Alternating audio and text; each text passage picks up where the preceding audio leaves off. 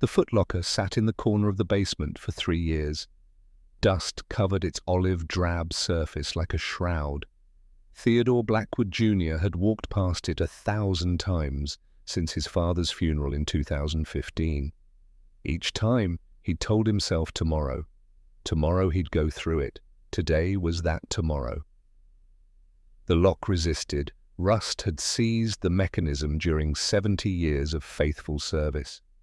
Theodore applied pressure steadily, feeling the metal groan in protest.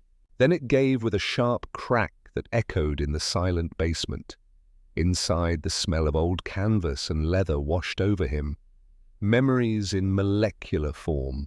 Military uniforms folded with parade ground precision. A purple heart nested in a velvet case, the ribbon faded, but the medal still gleaming. Discharge papers dated 1946, the ink brown with age. Photographs of young men who looked like boys, grinning at cameras before shipping overseas. But underneath all of it, wrapped in oilcloth that crinkled with brittleness, something else waited. Theodore lifted it carefully. The cloth fell away in pieces. A small wooden box emerged. No markings, no labels, just worn oak that had been handled often over many years, the corners rounded smooth by countless touches. He opened it. 23 letters, yellowed envelopes bound with kitchen twine that had lost its color decades ago, foreign stamps, German postmarks. The name on each one written in careful European script, Anneliese Vogel, and beneath the letters, sitting in a nest of tissue paper that disintegrated at his touch, a tiny compass, red painted metal, the paint chipped and faded, no bigger than a thumbnail, the kind of cheap toy you'd find in a box of candy. Theodore picked it up with reverence he didn't quite understand, turned it over in the weak basement light. On the back, scratched in careful letters that had been deepened by repeated tracing, Papa Blackwood, you showed me true north, a V 1945. The last envelope was different. Thicker paper, American postage, postmarked Cedar Rapids, Iowa, 1968. Theodore opened it with trembling fingers. The handwriting was elegant, European. Careful English script that spoke of concentration and care, each letter formed with deliberate precision. Dear Theodore Jr., you do not know me, but I knew your father. He saved my soul when I had lost my country, my family, and my faith in humanity. I am writing because your father never told you this story. He was too humble. But you should know what kind of man he was. You should know what he gave me when I had nothing left. You should know that his kindness changed not just my life, but the lives of everyone who came after me. This is that story. Theodore sat on the cold basement floor. Dust motes danced in the weak sunlight filtering through the window above. His father had been gone 3 years. His mother followed a year later. He thought he knew them, thought he understood their lives. But this letter suggested whole chapters he'd never read. And he began to read. November 12th, 1944. The transport truck rumbled through flat Illinois countryside, its engine a monotonous growl that had become the soundtrack of captivity. Inside, 43 women sat in silence so complete it felt like a physical presence. They wore grey auxiliary uniforms that had once been crisp and proper. Now they were wrinkled and stained, marked by weeks of processing through military channels that moved with bureaucratic indifference. Anneliese Vogel kept her eyes fixed on the truck bed floor. She was 24 years old, though she felt centuries older. Dark blonde hair pulled back in a bun that had somehow survived the chaos of capture, transport, interrogation, and classification. In her pocket, she clutched a photograph like a talisman. Her family. The edges worn soft from constant handling, the faces beginning to fade from her anxious fingers, tracing their features again and again. The propaganda had told her what to expect from American captivity. Brutality first. Americans were soldiers without honor, without discipline. They would beat prisoners for sport. Humiliation next. Democratic weakness meant lack of moral fiber. They would degrade captives to feel superior. Cruelty, always. American capitalism bred selfishness and vice. They would extract everything of value and discard the husk. She had volunteered for the Women's Auxiliary Corps in 1942 with patriotic fervor. Dresden had been her home, a beautiful city of culture and history. Her father worked as an accountant in a respectable firm. Her mother managed their household with the efficient precision expected of German women. Two younger brothers had joined the Wehrmacht with pride, their whereabouts now swallowed by the vast machinery of war. She had believed she served a righteous cause, Germany defending itself against enemies who wanted to destroy German culture, erase German achievements, enslave German people. Now she was a prisoner of those enemies. The truck slowed, made a turn through gates that creaked open. Anneliese allowed herself to look up for the first time in hours.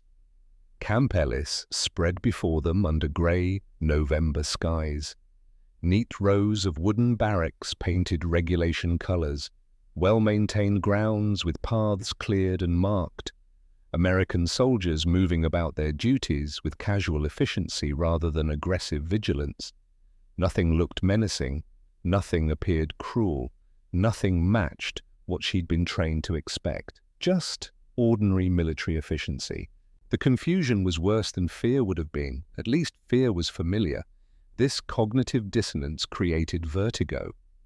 The truck stopped with a hiss of brakes. An American officer approached, a woman which surprised Anneliese, captain's insignia on her uniform, mid-30s, professional bearing that spoke of competence rather than aggression.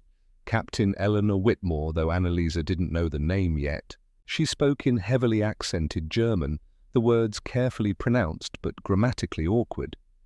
You will be housed in barracks 7 and 8. You will receive 3 meals daily.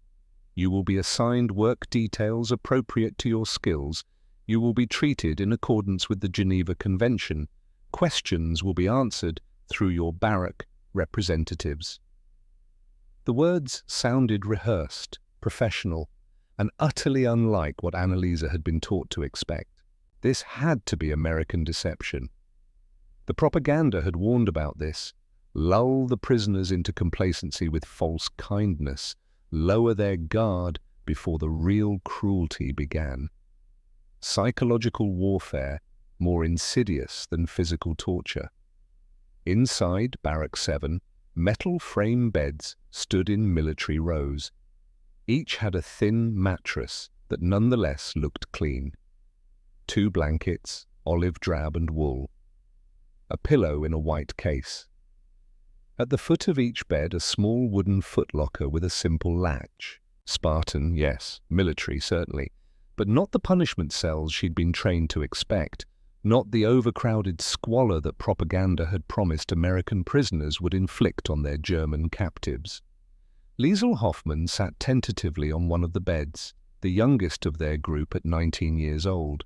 Her round face still held traces of adolescent softness, despite months of rationed food and weeks of captivity. She bounced slightly, testing the mattress. "It's not what they told us it would be like," Liesl whispered in German, her voice carrying a tremor of confused hope. Anneliese's jaw tightened. Her response came quick and certain, spoken loud enough for the others to hear. "It's exactly what they told us. Americans lie with comfort before they strike with cruelty. Don't be fooled by surface kindness. The true nature will reveal itself soon enough." But even as she spoke the words with conviction, a small seed of doubt had begun to take root somewhere deep in her mind. A tiny voice asking dangerous questions. What if the propaganda was wrong? What if the lies came from a different direction than she'd been taught? She crushed that voice before it could grow. Doubt was weakness. Certainty was strength. She needed strength now. The mess hall bell rang at 1800 hours, sharp, metallic. Several German women flinched at the sound, conditioned by months of military bells signaling everything from meals to air raids. They had been given 30 minutes to settle into their barracks before being summoned for their first meal. 30 minutes to process the cognitive dissonance of clean beds and civil treatment. Annalisa led the group across the compound, maintaining the military bearing that had been drilled into her during training. She refused to show weakness or confusion before her captors. Shoulders back, chin up, eyes forward. Whatever these Americans had planned, she would face it with dignity. The mess hall was a long wooden building with steam escaping from vents along the roofline. The smell of cooking food made her stomach clench with involuntary hunger.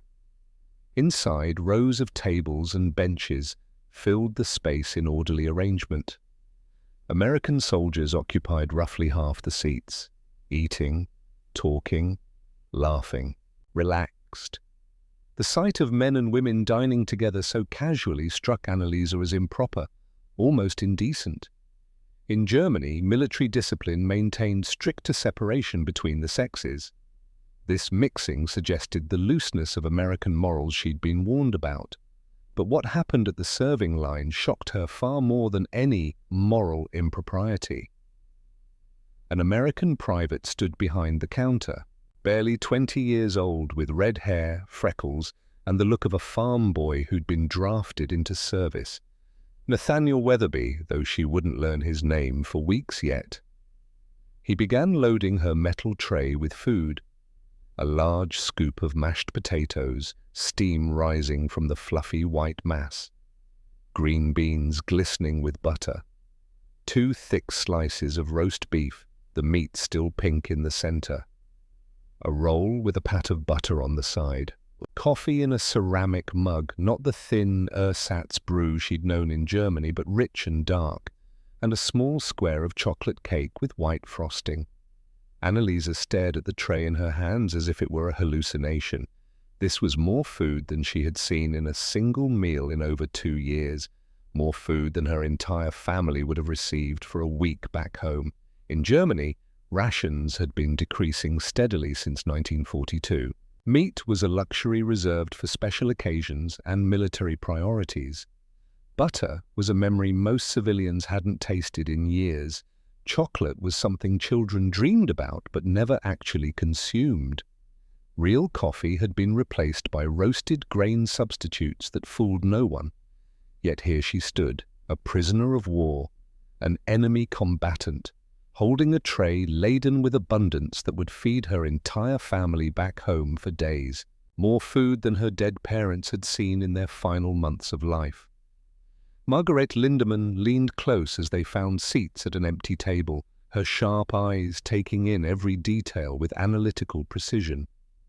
"This can't be real food," she whispered in rapid German. "It must be drugged or poisoned.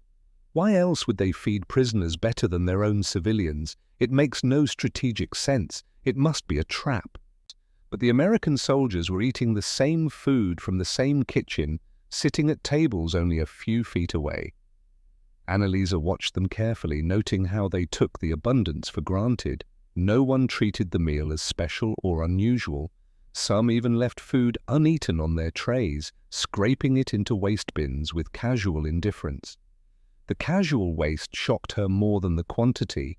These men were throwing away what would be precious in Germany, what starving people would fight over, what families would carefully divide and ration. Across the table, Greta Lindemann sat with her tray untouched, her communications training making her naturally analytical, 23 years old and already thinking 3 moves ahead. "If this is standard prison food," Greta said quietly, her voice controlled but strained, "what do their civilians eat? What do their soldiers in combat receive?" The propaganda said America was on the brink of economic collapse, that their industry was failing, that they could barely feed their own people. This contradicts everything. The question hung heavy in the air between them, weighted with implications none of them wanted to fully acknowledge. If the propaganda had lied about American poverty and desperation, what else had been a lie? If Americans could feed enemy prisoners this well, what did that say about German claims of inevitable victory? If this was the baseline of American abundance, what did that mean about the entire worldview they'd been taught since childhood? Annalisa picked up her fork. Her hand trembled slightly, whether from hunger or fear she couldn't tell. The first bite of roast beef melted in her mouth. Rich, flavorful, seasoned properly, cooked with care, in a way she had almost forgotten food could taste. Around her, the other German women began to eat. Slowly at first, treating each bite as potentially dangerous. Then with increasing urgency as hunger overcame suspicion and their bodies demanded fuel after weeks of inadequate rations. But with each bite, something shifted. The foundation of everything they believed began to develop tiny cracks, hairline fractures in certainty, questions they'd been trained never to ask starting to form in minds that had been taught to accept official truth without examination. Annalisa forced herself to eat slowly, to maintain control, to not show how desperately hungry she was or how shocking this abundance felt. But inside, in the deepest parts of her mind that she barely acknowledged, the first real doubt took root. What if we were the ones being lied to all along? That first night, Annalisa lay awake in Barrack 7, staring at the rough wooden ceiling crossed with support beams. Around her, 42 other German women slept or pretended to sleep, each processing in their own way what they had experienced during their first hours in American captivity. The meal haunted her thoughts like a ghost that wouldn't be dismissed, not just the abundance of it, though that was shocking enough, but the casual nature of that abundance, the complete lack of special attention or propaganda value. The American guards had shown no pride in displaying their superior resources. They hadn't made speeches about American might or German weakness. They hadn't even seemed to notice that they were feeding enemy prisoners better than most German civilians had eaten in years. They had simply served standard prison rations, as if feeding captured enemies generously was the most normal thing in the world, as unremarkable as breathing. Annalisa had been raised in Dresden in a middle-class family that valued education, culture, and civic duty. Her father had worked as an accountant for a respectable firm, managing numbers with precision and honesty. Her mother had managed their household with the efficient precision expected of German women, making every pfennig count, wasting nothing, creating order from limited resources. She had 2 younger brothers, Hans and Friedrich. Both had joined the Wehrmacht with patriotic enthusiasm in 1941, when war still seemed glorious and victory inevitable. Their whereabouts were now unknown to her, lost in the vast machinery of a military that didn't waste resources tracking individual soldiers when armies measured in millions moved across continents. She had believed in the Reich, not out of fanaticism or blind hatred, out of patriotism, out of faith that her country's leaders knew what was necessary for Germany's survival and prosperity, out of trust that the government told its people the truth about the world and Germany's place in it. When the Women's Auxiliary Corps had called for volunteers in 1942, Annalisa had stepped forward without hesitation. She had been assigned to administrative coordination in occupied France, managing supply records and personnel files with the same precision her father brought to accounting. She had never fired a weapon, never directly participated in combat operations, never seen the front lines of the war, but she had believed she was serving a righteous cause, defending her homeland against enemies who wanted to destroy German culture, erase German achievements, and enslave German people. The propaganda had been consistent and convincing throughout her service. America was portrayed as a failing democracy, torn apart by racial strife and economic collapse. American soldiers were depicted as undisciplined criminals given uniforms. Their military effectiveness was described as a myth perpetuated by Jewish-controlled media. American abundance was presented as a facade, hiding desperate poverty and social disintegration. Yet the evidence of her own eyes contradicted every single claim she'd been taught to believe. The camp was well organized and professionally run with obvious planning and resources. The American soldiers were disciplined and appeared well trained despite their casual demeanor. The food was not just adequate, but generous, suggesting resources far beyond what propaganda had claimed existed in a collapsing American economy. Annalise rolled onto her side, pulling the surprisingly clean blanket closer against the November cold. The heating system worked, maintaining bearable temperature despite the season. Another small detail that contradicted the narrative of American industrial failure. 2 beds away, she could hear Liesl crying softly in the darkness. The girl was homesick, frightened, and too young to have developed the hardened shell that older prisoners cultivated as protection against despair. Tomorrow they would begin work assignments. Tomorrow they would interact more directly with their American captors. Tomorrow would bring more evidence that would either confirm her beliefs or continue to undermine them. Part of Annalise desperately wanted to cling to what she had been taught, to find explanations that preserved her worldview and maintained certainty in an uncertain world. Perhaps this camp was exceptional, designed specifically for propaganda purposes to impress Red Cross inspectors. Perhaps the food abundance was temporary, meant to soften them psychologically before interrogation or exploitation. Perhaps everything would soon reveal itself to be the elaborate deception she had been warned about by instructors who claimed to understand American psychology.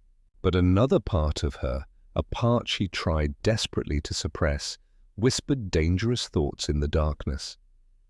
Perhaps she had been the one deceived all along. Perhaps the real propaganda had come from her own government, not from the enemy. Perhaps everything she had believed and served had been built on lies from the very foundation.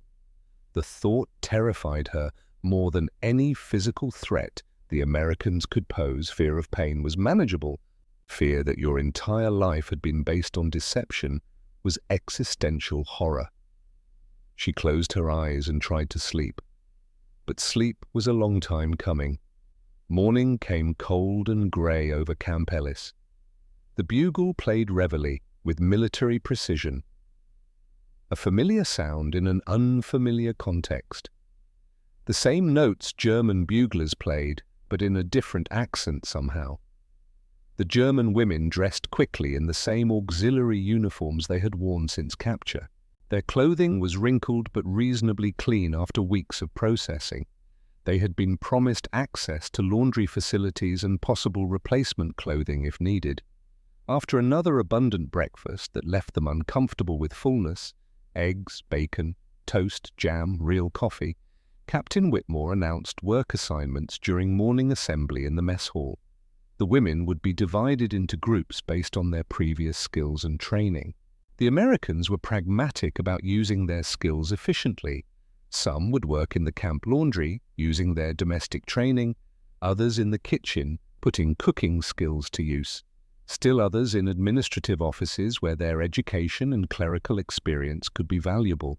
Some would work in the medical facility under American supervision. Annalise found herself assigned to the camp's central administration building, along with Greta and Kathrin Richter, a former teacher from Berlin with sharp eyes and a sharper mind.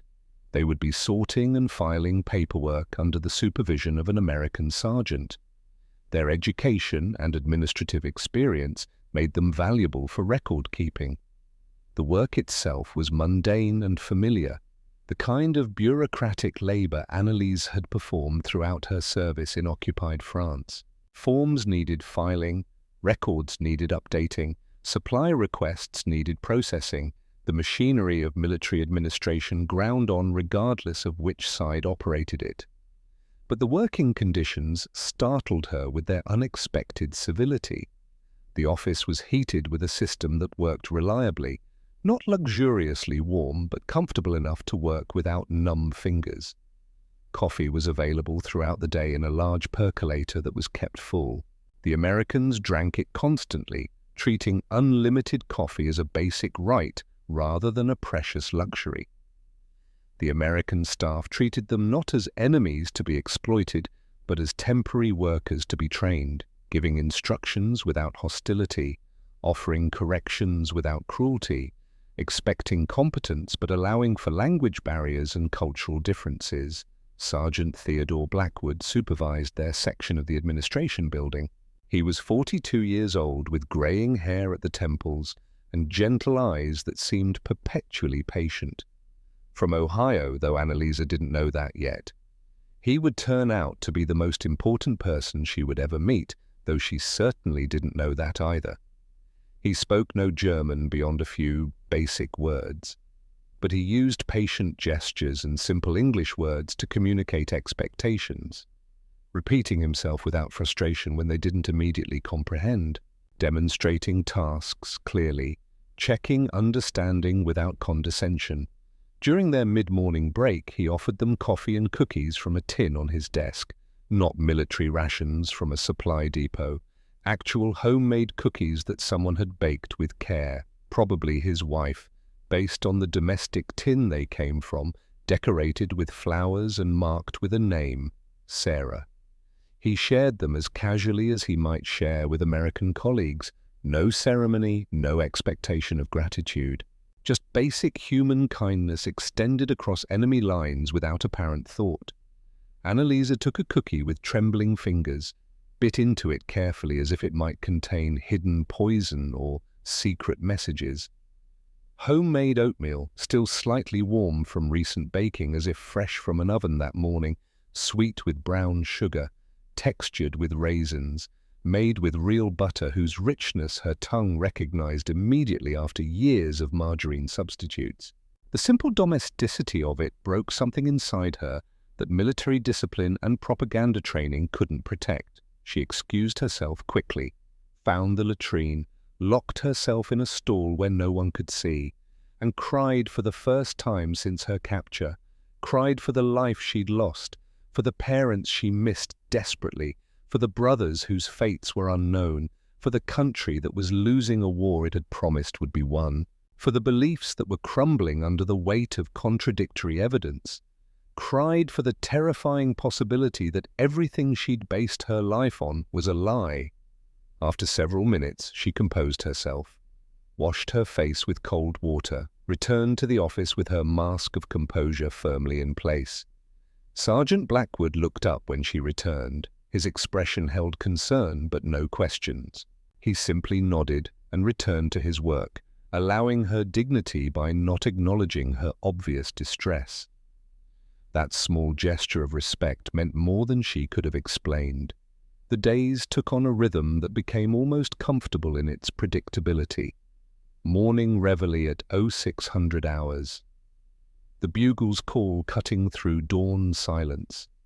Abundant breakfast in the mess hall, eggs prepared different ways, meat, bread, real butter, coffee that never ran out, work assignments from 0800 to 1200 hours, filing, sorting, processing the paperwork that kept military bureaucracy functioning, lunch, another full meal with variety that seemed wasteful in its abundance, afternoon work from 1300 to 1700 hours, more filing, more sorting, learning the American systems that were simultaneously familiar and foreign, dinner at 1800 hours, hot food, full portions, desserts that seemed frivolous during wartime, evening in the barracks until lights out at 2200 hours, time to write letters that couldn't be sent, to talk in hushed German about the cognitive dissonance they all felt.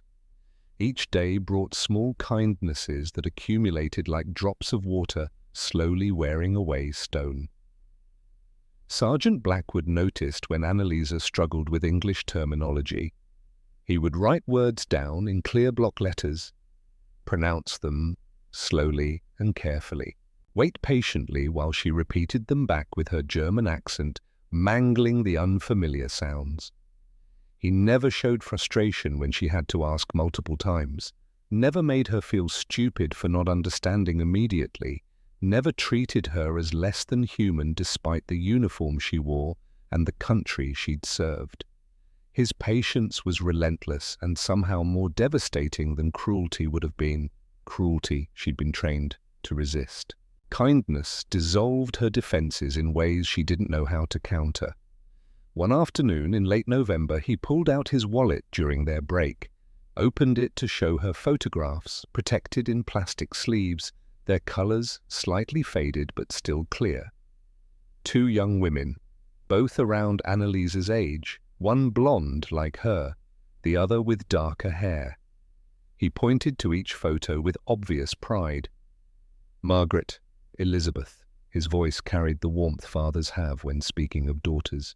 My girls, both in college now, smart like you. The comparison startled her. He was seeing similarity between his daughters and an enemy prisoner. Then he pointed to Annalise, made a gesture indicating similarity in age, waiting to see if she understood. She did. And in broken English mixed with gestures and the few German words he knew, she showed him the photograph from her pocket. Her family. Creased and worn from constant handling, her parents who she missed desperately, her two younger brothers in their Wehrmacht uniforms. He studied it carefully with respectful attention, then pointed to the brothers, made a gesture like firing a rifle, a question in his eyes that needed no translation. She nodded, throat tight. Wehrmacht. He nodded back slowly. Sadness crossed his face, but no hatred, no anger, just profound sorrow at the waste of young lives on both sides. Then he did something that stunned her into frozen silence. He placed his hand over his heart in a gesture that transcended language, then extended it toward her photograph in a motion that clearly conveyed respect and shared grief. A gesture of shared humanity across enemy lines. Recognition that war created losses on both sides. Acknowledgement that mothers grieved the same in every language. Annalise felt tears threatening again. She blinked them away rapidly, nodded her thanks because words were impossible in any language. That night, she tried to write a letter home, something she did most evenings despite knowing the letters couldn't be sent while the war continued.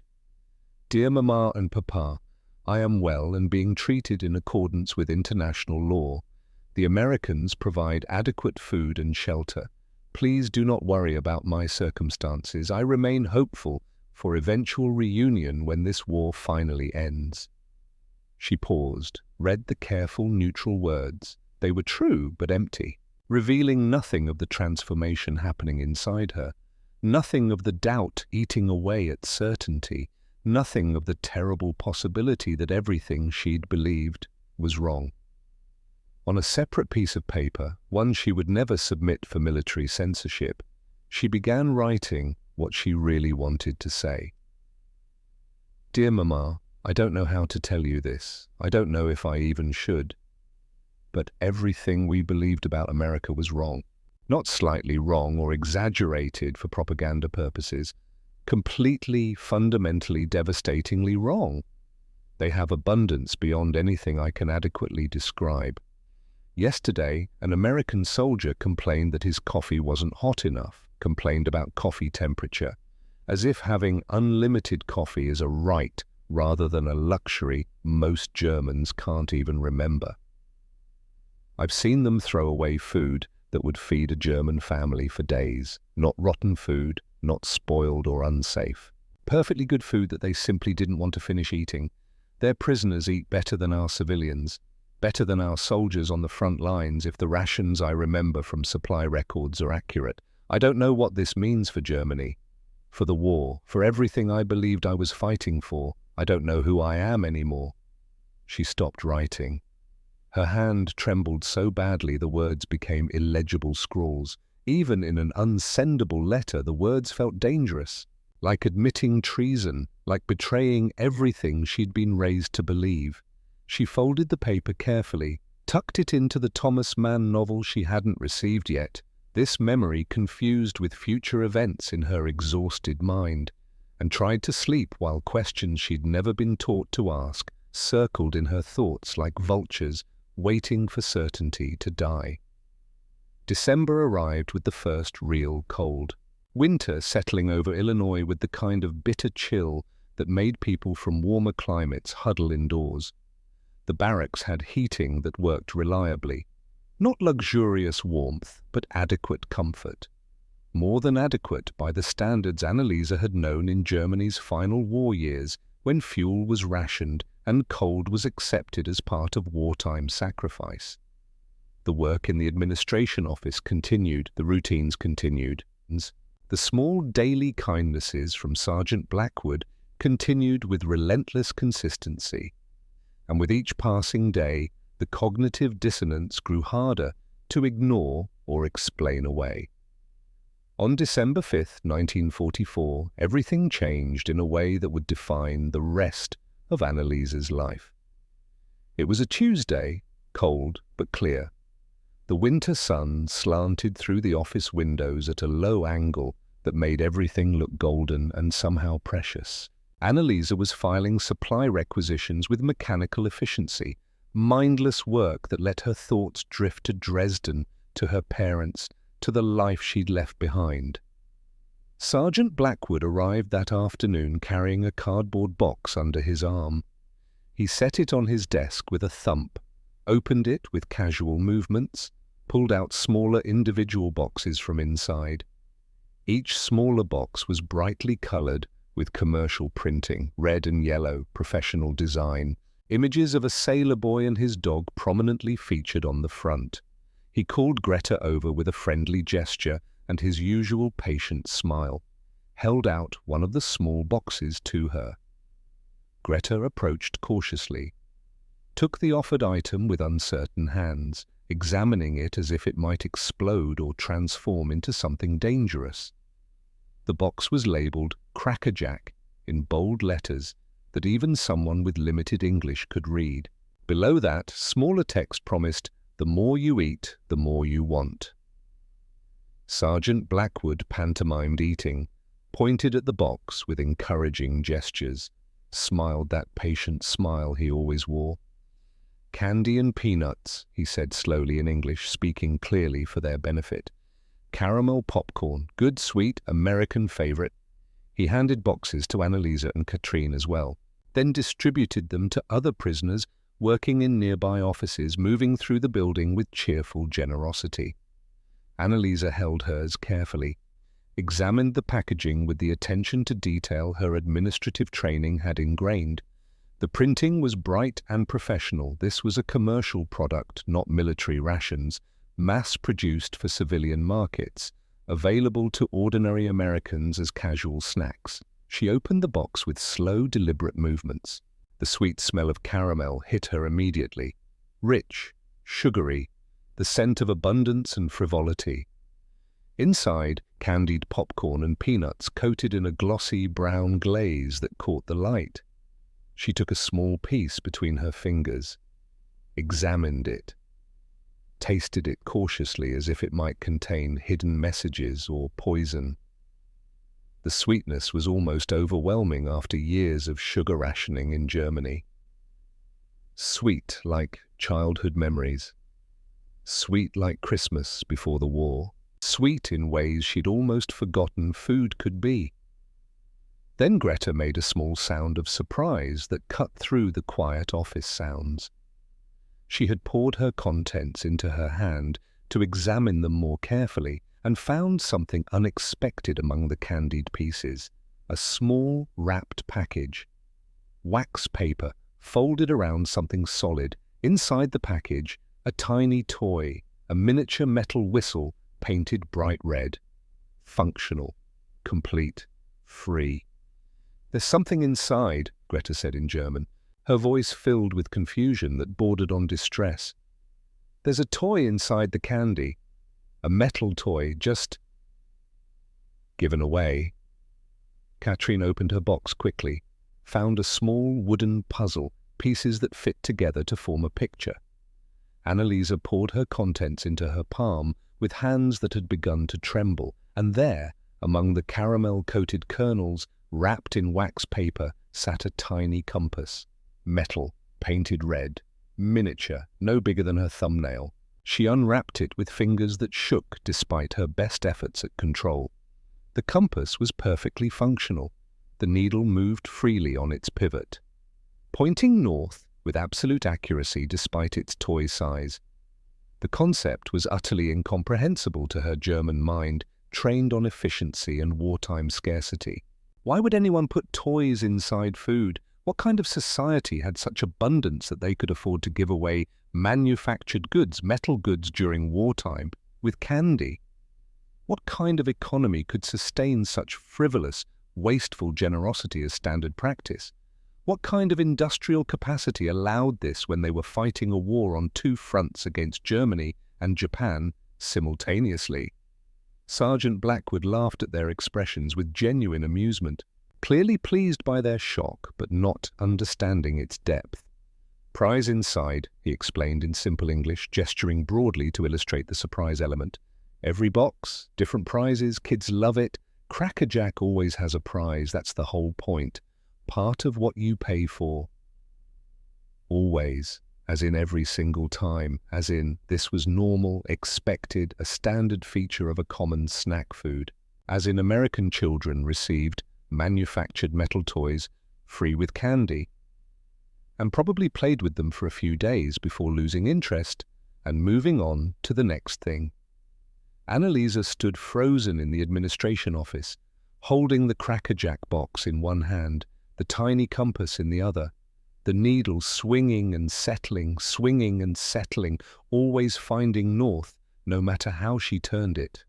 And something inside her shattered, not loudly, not dramatically, not with thunder or earthquakes, but completely, fundamentally, irreparably. This wasn't military rations distributed to demonstrate American superiority.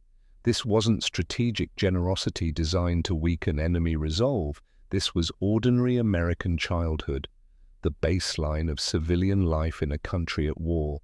Toys hidden in candy boxes just for fun, just because they could, just because abundance allowed for frivolity even during total war. If this was what American children took for granted as normal and unremarkable, what did that mean about everything she had been told about American poverty? About American desperation, about American weakness, about the inevitable German victory she'd been promised since 1939? In Germany, every gram of metal was precious, rationed strictly, reserved exclusively for war production. Bullets, weapons, machinery. Nothing wasted on civilian frivolity or children's entertainment. Housewives turned in their pots and pans to be melted down for the war effort. Churches gave their bells to be recast as artillery. Every scrap was collected, catalogued and repurposed with German efficiency. Yet America, while fighting a war on two fronts against powerful enemies, still had the industrial capacity to manufacture toys. Throwaway prizes for candy boxes that children would receive, play with for a few days, probably discard or lose or forget about. The implications were staggering, devastating, world-shattering. "Mein Gott," she whispered, the words barely audible. Greta looked at her with dawning understanding in her analytical eyes. The communications specialist's mind was calculating industrial capacity, resource allocation, economic systems, all the data points that didn't add up according to what they'd been taught. "If they can afford to put metal compasses in candy boxes," Greta said slowly in German, speaking each word with careful precision, "during wartime, when every resource should be devoted to military production." She didn't finish the sentence. She didn't need to. The conclusion was inescapable for anyone willing to see it. Annalisa turned the tiny compass over in her fingers, watched the needle swing in its housing, settle pointing north with perfect accuracy. Her entire worldview had been built on lies, American poverty, a fabrication designed to make Germans feel superior, American weakness, a fantasy to justify underestimating an enemy with vast industrial capacity, American desperation, propaganda to convince Germans that victory was inevitable when it clearly wasn't. If they had lied about this, about something so fundamental as the economic reality of their enemy, what else had been a lie? The righteous cause she thought she served, The inevitable German victory she had been promised? The barbaric enemies she had been trained to fear? Everything. That evening in Barrack 7, the Cracker Jack boxes became the center of intense discussion among the German women. The story had spread through both barracks like wildfire. Everyone wanted to see the evidence with their own eyes, to touch proof that their worldview was crumbling. Annalisa sat on her bunk, turning the tiny compass over in her fingers while conversations swirled around her in urgent German whispers that rose and fell like waves. Liesel had heard about the incident from the women who worked in administration. She had spread the story throughout the camp with the enthusiasm of youth discovering something important. Now everyone wanted to examine the toys, to hold physical evidence of American abundance. The small toys were passed from hand to hand like religious relics, each woman examining them with expressions ranging from wonder to distress to anger to confusion. "It's propaganda," insisted Ingrid Krause, a former factory worker from Munich. She was older than most at 35, with a hard face and harder beliefs, a true believer who needed certainty. "They're trying to convince us of American superiority with cheap tricks, obviously fabricated to weaken our resolve." But Katrine shook her head slowly, her teacher's mind working through the logical implications with methodical precision. "Propaganda would require showing us these things deliberately," she argued, "making a spectacle, drawing attention to American abundance. The sergeant shared them casually, offhandedly, the way you'd share something ordinary and completely unremarkable. He didn't make a speech about American superiority. He didn't call attention to the metal content during wartime. He just handed out candy the way anyone might during a work break. That's what makes it devastating. It's normal to them." Greta held up the tiny whistle she had found in her box, examined it in the weak light of the barracks' overhead bulbs.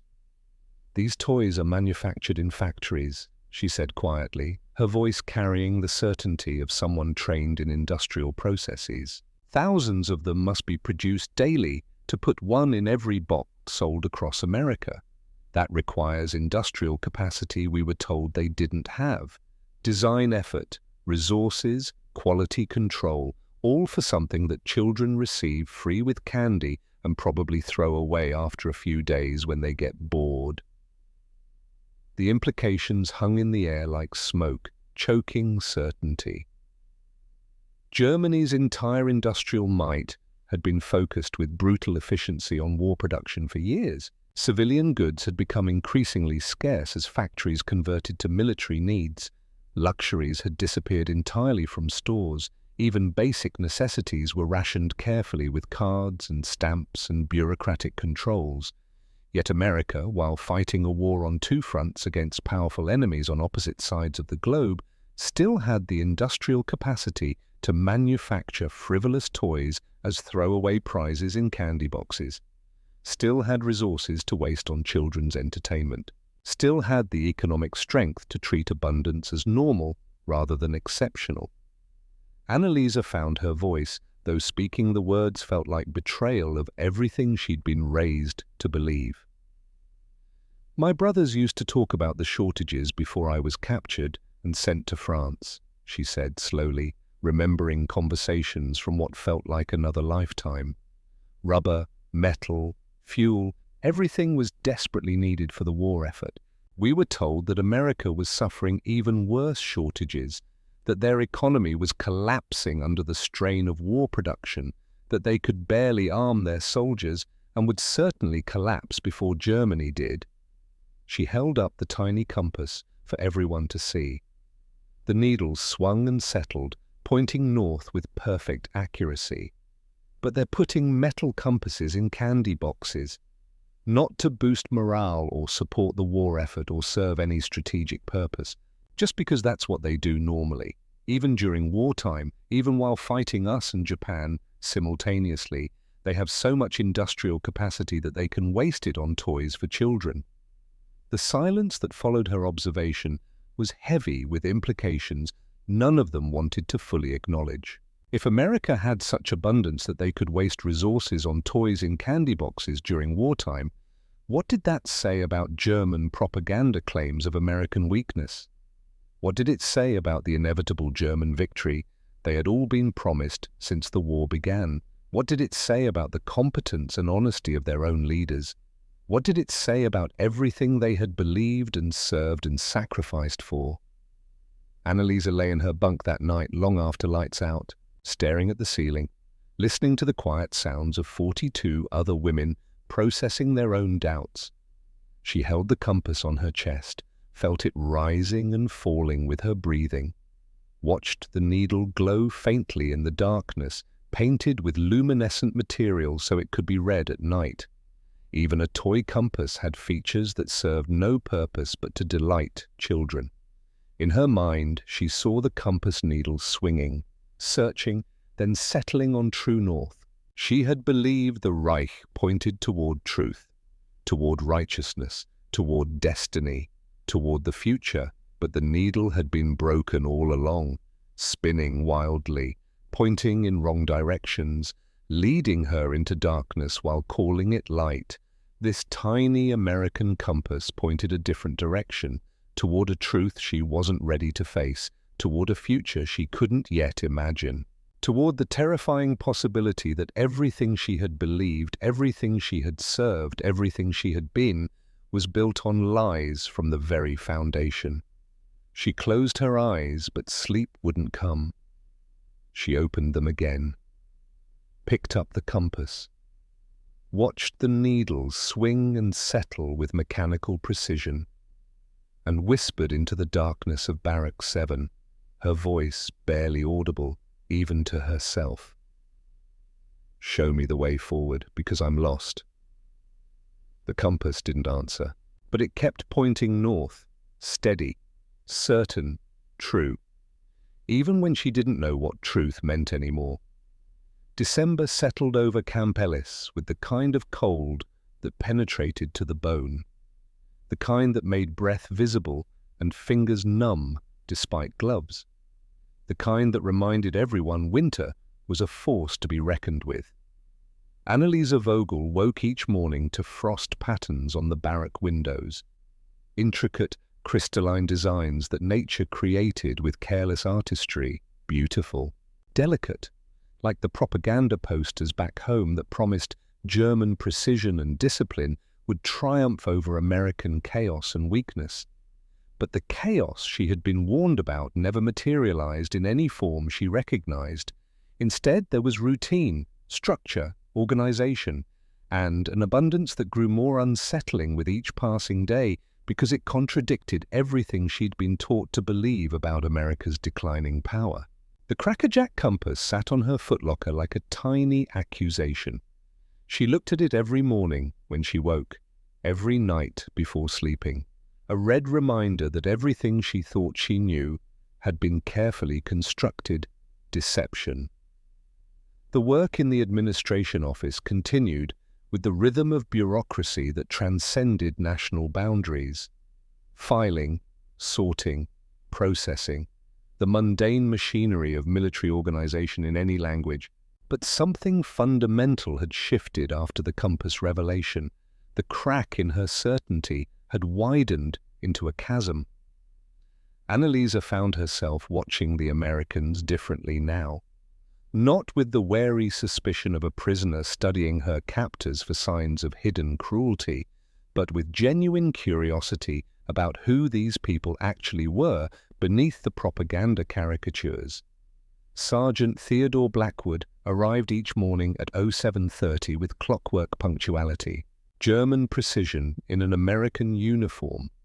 He carried a thermos of coffee that he always offered to share, always with that same patient expression that seemed incapable of impatience or anger. He never asked questions about military intelligence or tried to extract information about German operations, never treated her as an asset to be exploited or a source to be developed, never seemed to see her as anything other than a person doing work that needed doing. He just worked alongside them with quiet competence. One morning in early December, he brought photographs again, Not just his daughters this time like before, his whole family arranged in what was clearly a formal portrait. He spread them on his desk carefully, pointed to each person with obvious affection, spoke slowly in English, enunciating clearly for their benefit. My wife, Sarah, good woman, patient with me. He smiled at some private memory. Mum, my daughters, Margaret, Elizabeth, both smart, both in college now. Make me proud. Then he pointed to a young man in uniform, a different photo, separate from the family portrait. His expression changed dramatically. The smile faded. Sadness replaced the usual warmth in his eyes. My nephew, Thomas. Good boy. Brave. He paused, searching for simple words they would understand. Normandy. June. Gone. The word hung in the air between them with the weight of permanent loss. Normandy, where German forces had fought desperately to hold the beaches against overwhelming Allied assault, where thousands died on both sides in a single day, where the outcome of the war began to shift toward inevitable Allied victory. Annalisa understood immediately. This man, this kind, patient man who shared his coffee and cookies without apparent thought, had lost someone to her side, to the Wehrmacht, to German defenders, perhaps even to artillery or supplies that her own administrative work had helped move through the system. She expected hatred after this revelation, resentment, cold, withdrawal, the natural human response to facing someone connected to your loss. Instead, Blackwood looked at her photograph, the one of her family she still carried like a talisman. He pointed to her brothers in their Wehrmacht uniforms with gentle recognition, and he nodded slowly. A simple nod that acknowledged the terrible symmetry of war. Young men killing each other while families on both sides grieved equally, mothers crying in German and English for sons who would never return, fathers growing old without the children who should have carried on their names. Annalisa felt something crack inside her chest, different from the crackerjack moment. That had shattered her beliefs about American society and economic strength. This shattered her beliefs about American character and moral capacity. She had been taught that Americans were soft, sentimental, weak, unable to make hard sacrifices or endure real suffering. That their democracy made them divided and incapable of the discipline necessary for total war. That their emphasis on individual rights made them unable to function as a coherent military force. But this man had lost his nephew to German bullets, had buried that grief somewhere deep inside, had been assigned to supervise German prisoners, perhaps as some cosmic irony or deliberate test of his character, and he still chose to treat his enemies with patience and dignity and basic human respect. That wasn't weakness, that was strength she didn't know how to categorize within the framework she'd been given. "I'm sorry," she said in halting English, the words coming slowly as she searched for pronunciation, her first real attempt at the language beyond work-related necessities. "For your... Thomas, I am... sorry." Blackwood's eyes widened slightly in surprise that she had spoken English, that she had acknowledged his loss, that she had offered something approaching human sympathy across enemy lines. Then he placed his hand over his heart in that gesture he had made before. But this time he spoke words she would remember for the rest of her life. Words that would define everything that came after. War takes from everyone, from all sides, but we choose what we give to the living. He paused, making sure she was following his simple English. Your brothers fight for Germany. My nephew fought for America. Both thought they fought for right. Both brave. Both lost to war's hunger. Another pause. But you and I, we choose now. Give hate or give chance for different. She didn't fully understand every English word, but she understood the meaning with perfect clarity. He was offering her something impossible. Grace, forgiveness, the possibility that human connections could transcend national hatreds and military conflicts. And she understood that she was receiving something she didn't deserve but desperately needed. A path forward through the wreckage of everything she'd believed.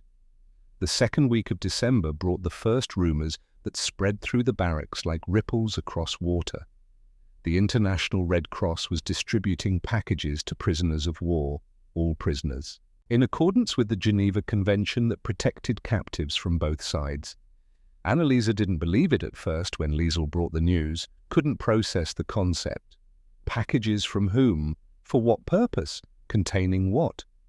But on December 23, 1944, Captain Eleanor Whitmore made an announcement during the midday assembly that changed everything again.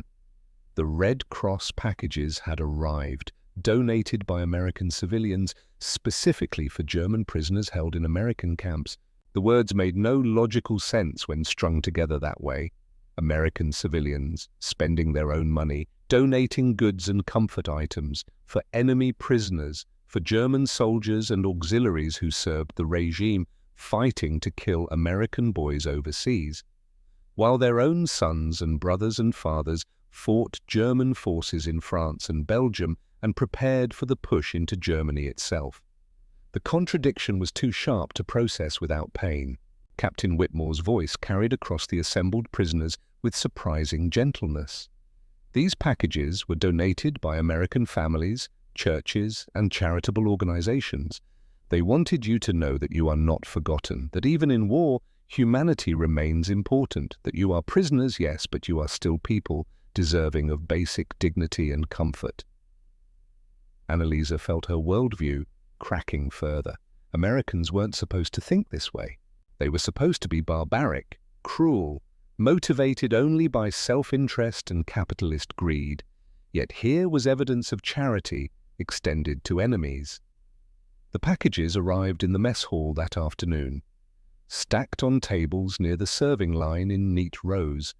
Each box bore Red Cross markings and identifying numbers. Each had a name written in careful English script by American hands. Captain Whitmore called the women forward one by one, treating the distribution with ceremony that elevated it beyond simple logistics. Annalisa approached when her name was called, her heart pounding with confused anticipation. Her hands trembled as she accepted the cardboard box with her name written on it. Annalisa Vogel. Written by an American stranger who had chosen to give rather than hate, who had spent time and money on someone they would never meet, someone whose country was trying to kill their loved one. She carried it back to her seat as if it were something sacred, something too precious to jostle or drop. Around her, the other women were opening their packages with reverence and disbelief, gasps of surprise, some tears, whispered German conversations that rose in volume as the contents were revealed. Annalisa opened hers with slow, deliberate movements, savoring the anticipation, afraid of what it might mean. Inside, wrapped in tissue paper that rustled with gentle care, was a blue knitted scarf. She lifted it out with trembling hands. The wool was soft, high quality, hand-knitted with obvious skill and attention. Someone had spent hours making this, creating each stitch with care and precision, choosing a color, imagining the recipient who would wear it, for an enemy, for a stranger, for her. Beneath the scarf, more treasures emerged like gifts from a fairy tale, a bar of lavender soap wrapped in paper. The scent brought instant tears to her eyes because it smelled exactly like her mother's bathroom in Dresden before the war. Before everything changed, before the world caught fire. A small bag of hard candies, peppermint, real sugar, not the ersatz sweeteners that fooled no one in Germany. A deck of playing cards with an American flag design on the back. The cards felt new, unused, crisp, and at the bottom, wrapped in brown paper and string, a book. Annalisa pulled it out, her breath caught in her throat, hard enough to hurt. The Magic Mountain by Thomas Mann, a German author, writing in German, but published in America because it had been banned in Germany since 1933. Declared degenerate art by the Reich she had served, removed from libraries, burned in public squares while students cheered. Yet here it was, in a package from American civilians, given freely to a German prisoner who had been told for years that Americans wanted to destroy German culture. They were giving her German culture that her own government had tried to erase. The irony was almost too much to bear. The contradiction too sharp to reconcile with propaganda. In Germany, the government decided what citizens could read, what they could think, what truth they could access. Censorship was presented as protection from dangerous ideas. In America, even enemy prisoners had access to forbidden literature, to ideas the Reich had banned, to culture the Nazis had declared degenerate. But it was the handwritten note that finally broke her completely. Tucked inside the book's front cover, careful script on cream-colored paper, written by a hand that had practiced penmanship with care. Dear German friend, we pray for your safe return home when this terrible war ends. We pray for peace between our nations so that such horror never happens again. We pray that you know God's love even in captivity, even far from home, even when the future seems dark. May this Christmas bring you comfort and hope, even in these circumstances. May you remember that you are not forgotten, not hated, but seen as a fellow human being deserving of dignity. May you find your way home when this is over. With Christian love and prayers, the Riverside Lutheran Church Ladies Auxiliary, Davenport, Iowa. Annalisa read it 3 times with tears streaming down her face, then 4 times, then 5 times, until the words blurred and she had to stop or risk staining the paper with her grief and confusion and desperate gratitude. Around her, similar scenes played out like echoes of her own emotion. Greta clutched a pair of hand-knitted mittens with wonder in her analytical eyes. Katrin held a small leather-bound journal, turning it over as if it might vanish. Frida had received sewing supplies and fabric in her package. Even young Liesel, who rarely smiled anymore, held a stuffed bear with wonder brightening her face. These were not strategic gifts from military leadership trying to demoralize through kindness. These were personal gestures from ordinary American civilians who had chosen compassion over hatred, who had chosen to see shared humanity across enemy lines, who had believed that even in war, basic kindness mattered. That night in Barrack 7, the women sat surrounded by their Red Cross packages like children on Christmas morning, trying to reconcile this generosity with everything they had been taught about American character and values. Ingrid Kraus still resisted, her need for certainty making acceptance difficult. "They pity us," she said, her voice defensive and hard. "They're trying to prove their moral superiority, to make us feel inferior and dependent. It's psychological warfare, nothing more." But even as she spoke the words, her hands clutched the knitted scarf she had received. Her fingers traced the careful stitches that someone had labored over for hours. Stitches made with care for someone they would never meet. The disconnect between her words and her actions was visible to everyone. Annalisa held the Thomas Mann novel like something precious beyond measure, ran her fingers over the cover, felt the weight of it in her hands. The symbolism was not lost on her or anyone else with education enough to understand. In America, even enemy prisoners had access to literature that the Reich had banned for its own citizens. What did that say about which system feared the truth? Which system trusted its people with ideas? Which system was truly strong enough to allow dissent and difference? "They're not proving superiority," Katrin said quietly, her teacher's mind working through the implications. "They're demonstrating what they believe, that all people have value, that even enemies deserve basic dignity, that hate isn't the only possible response to conflict." She held up her journal, examining it in the weak light. This terrifies our leaders more than any military defeat, because it shows that the enemy we were taught to fear actually lives by principles our government only pretends to value. The words hung in the cold air of Barrack 7 like a truth too dangerous to speak, but impossible to deny. Christmas Day came to Camp Ellis with fresh snow and clear skies. Captain Whitmore had arranged for small decorated trees in each barrack, brought in from local farms. The mess hall served a special meal that would have been luxurious in peacetime and felt almost obscene during war. Roasted turkey with stuffing, cranberry sauce, mashed potatoes, gravy, fresh bread, butter, vegetables, and pumpkin pie for dessert with real whipped cream. More abundance, more generosity, more evidence that everything they'd been taught was lies.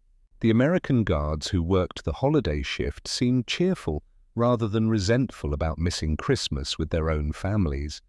Several had brought small gifts for the prisoners they supervised regularly, personal gestures that went beyond duty or orders. Sergeant Blackwood arrived at the administration building despite it being a holiday. He carried a box of chocolates wrapped in red paper with a bow, distributed them to his German workers with the same patient smile he always wore. "Merry Christmas," he said simply, as if giving chocolates to enemy prisoners on the day celebrating Christ's birth was the most natural thing in the world. Annalisa accepted a chocolate piece with trembling fingers, found her voice in English that was improving daily through necessity and practice. "Thank you.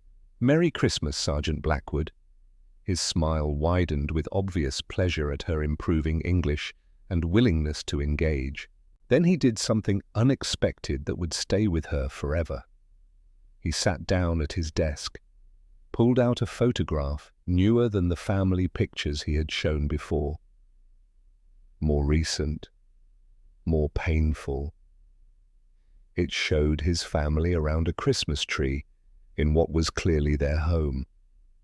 His wife Sarah, his daughters Margaret and Elizabeth, all smiling with the innocent happiness of people who believed their world was secure, who believed their loved ones would return safely. "This is from last Christmas," he said slowly and clearly, making sure she understood each word. "Before I was deployed to Camp Ellis, before I knew I would spend this Christmas here instead of home with them." He looked at the photograph for a long moment. Homesickness and longing written clearly on his weathered face. The cost of service visible in his eyes. Then he looked at Annalisa with an expression that held both sadness and kindness in equal measure. "You miss your family too," he said. Not a question, a statement of shared truth that transcended nationality and military allegiance. Christmas is hard when you're far from home, when you don't know if you'll see them again, when you wonder if they're safe. She nodded, unable to speak past the lump in her throat. Tears threatened, but she blinked them away with effort. He reached into his desk drawer, pulled out several pieces of paper and a pencil, slid them across the desk to her with gentle deliberateness. "Write to them," he said firmly. "I know you can't send letters during the war, but write anyway. Tell them what's in your heart. I'll hold the letters safe until the war ends. Then you can send them or keep them, your choice. But write. It helps to put words down. Trust me on this." The kindness was almost unbearable in its simple humanity. This man who had lost his nephew at Normandy to German bullets, who was spending Christmas away from his family to supervise German prisoners, who had every reason to hate her and everyone like her, was encouraging her to write to her family, was offering her connection and hope and basic human dignity despite everything. Annalisa took the paper with hands that shook visibly. "Thank you," she whispered in English, then repeated it in German because the English felt insufficient. "Danke, thank you, I don't..." She struggled for words in either language. "I know," Blackwood said gently. "You don't have to explain, just write. Tell them what you need to say." That evening she sat on her bunk in Barrack 7 while others celebrated with whatever small joys they could create. The paper lay before her, the pencil in her hand, and she tried to find words for everything that was happening inside her. Dear Mama and Papa, it is Christmas and I am alive and safe and so far from home that it feels like another world entirely. The Americans treat us with unexpected kindness that contradicts everything we were taught. I received a package from civilians in Iowa. People I will never meet. They pray for my safe return. They pray for peace. They gave me a scarf they knitted and books that were banned at home. I am reading Thomas Mann again. Do you remember, Papa, how you used to read to us before they banned the books, before they decided which German culture was acceptable and which was degenerate? I wish you could see this place. I wish I could explain what I'm learning without sounding like I've betrayed everything you raised me to believe. I wish... She stopped writing, stared at the words blurring on the page, realized with horror what she hadn't yet allowed herself to think consciously. She was writing in present tense about her parents as if they were alive and waiting for letters. But she had no idea if that was true. Dresden was a major city, industrial center, strategic target for Allied bombers. The air raids had been intensifying throughout 1944. She'd heard rumors even in captivity about the scale of destruction. Her parents could already be dead, buried in rubble or burned in firestorms. Her brothers could already be dead, rotting in mud somewhere on the Eastern Front or Western Front or in some mass grave with thousands of others. She could be writing letters to ghosts, pouring her heart out to people who couldn't read them because they no longer existed. The thought paralyzed her completely. She set down the pencil with hands that couldn't stop shaking, folded the letter carefully with movements that felt mechanical and distant, tucked it into the Thomas Mann book for safekeeping, and lay awake for hours staring at the ceiling, listening to Liesel cry quietly 2 beds away, hearing Greta's restless movements, sensing the collective grief and confusion of 43 women who were all lost in different ways. War took from everyone, Blackwood had said. But what if it had already taken everything? What if there was nothing left to return to, even if she survived? What then?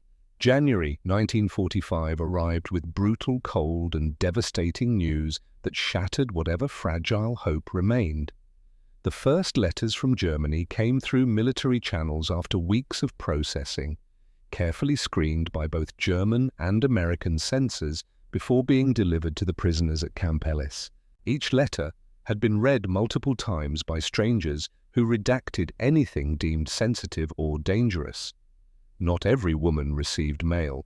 The chaos of war and collapsed infrastructure meant many letters never made it through the system. Many more were lost to bombing or bureaucratic incompetence or simple chance. Those letters that did arrive carried news that destroyed the recipients completely. Captain Whitmore distributed them during morning assembly. Her face carried a gravity that warned of pain before any envelopes changed hands. She understood through the censorship process what many of these letters contained. She had read the summaries, knew what was coming. Annaliese's letter came from a neighbor in Dresden, not from her parents, which immediately told her everything she needed to know even before opening it. Her hands shook as she broke the seal, already understanding what that meant, already bracing for confirmation of what she'd feared since Christmas. The neighbor wrote in careful, formal German that tried to soften unbearable news. The Allied bombing raid of October the 7th, 1944, had devastated Dresden's old city in a firestorm that consumed everything. Annaliese's apartment building had taken a direct hit in the first wave. The entire structure collapsed within minutes. Her mother died instantly, crushed beneath tons of rubble. A mercy, the letter said, compared to other deaths that night. Her father survived the initial collapse but was pulled from the wreckage badly burned and broken. He lingered for 3 days in a makeshift hospital before succumbing to his injuries. He had asked for his children in his final moments, but none were there. Her brother's whereabouts remained unknown. The Wehrmacht had no records to share with civilians. Soldiers were numbers in a system too vast to track individuals. Missing could mean anything from deployed to captured to dead and buried without identification. Annalisa read the letter 3 times, 4 times, 5 times until the words lost meaning and became just shapes on paper that hurt to look at. The words didn't change no matter how many times she read them. Her parents were dead. Both of them. Gone. The family she had been writing unsendable letters to no longer existed in this world. The home she had dreamed of returning to was rubble and ash and memory. She sat on her bunk in Barrack 7. The letter gripped in hands that had gone numb, feeling nothing because the pain was too large to hold. Numbness was a mercy when grief exceeded human capacity. Around her, similar scenes played out with variations on the same theme of loss. Of the 43 German women at Camp Ellis, 28 had received letters. 17 of those letters contained death notifications. The toll of Allied bombing and Soviet advance was documented in careful, censored language that couldn't hide the scale of devastation. Greta Lindemann learned that her entire neighborhood in Berlin had been destroyed in a firebombing raid, all former neighbors dead or missing, her childhood erased from existence. Frieda Zimmermann discovered that her fiancé had been killed on the Eastern Front 6 months earlier. She had been writing love letters to a dead man all that time, pouring her heart into words that would never be read. Young Liesl Hoffmann's letter brought heartbreak that made her collapse completely. Her father killed when the factory where he worked took a direct hit. Her mother and younger sister evacuated to unknown locations in the chaos. The letter from a former neighbor contained no information about how to contact them or even if they had survived. The grief that filled Barrack 7 that night was profound and complicated beyond words. These women were mourning losses caused by the very forces that now held them captive. American bombs had killed Annalisa's parents. American bombers had destroyed Greta's neighborhood. Allied advance had created the chaos that separated Liesl from her remaining family. Yet those same enemies had shown them more kindness and humanity than their own government ever had. The Americans who had destroyed their homes were also the Americans who shared coffee and Christmas packages and treated them with dignity and basic respect. How did you reconcile that impossible contradiction? How did you hate and thank the same people? How did you process grief when the sources of loss and comfort were identical? The next morning, Captain Whitmore arrived at Barrack 7 shortly after Reveille. Her face showed genuine compassion that transcended duty or military protocol. She had been informed of the letter's contents through the censorship process. She had seen the summaries, read the redacted versions, understood the scale of grief now filling the barracks. She had come to offer what comfort she could, though comfort seemed impossible. Through the camp translator, she expressed condolences that sounded sincere despite the awkwardness of translation, offered access to the camp chaplain for anyone who wished to speak with him, made it clear that grief was acceptable, that crying was allowed, that no one would be punished for showing human emotion. She didn't have to do this. She could have maintained professional distance, let them process their losses privately without acknowledging the pain.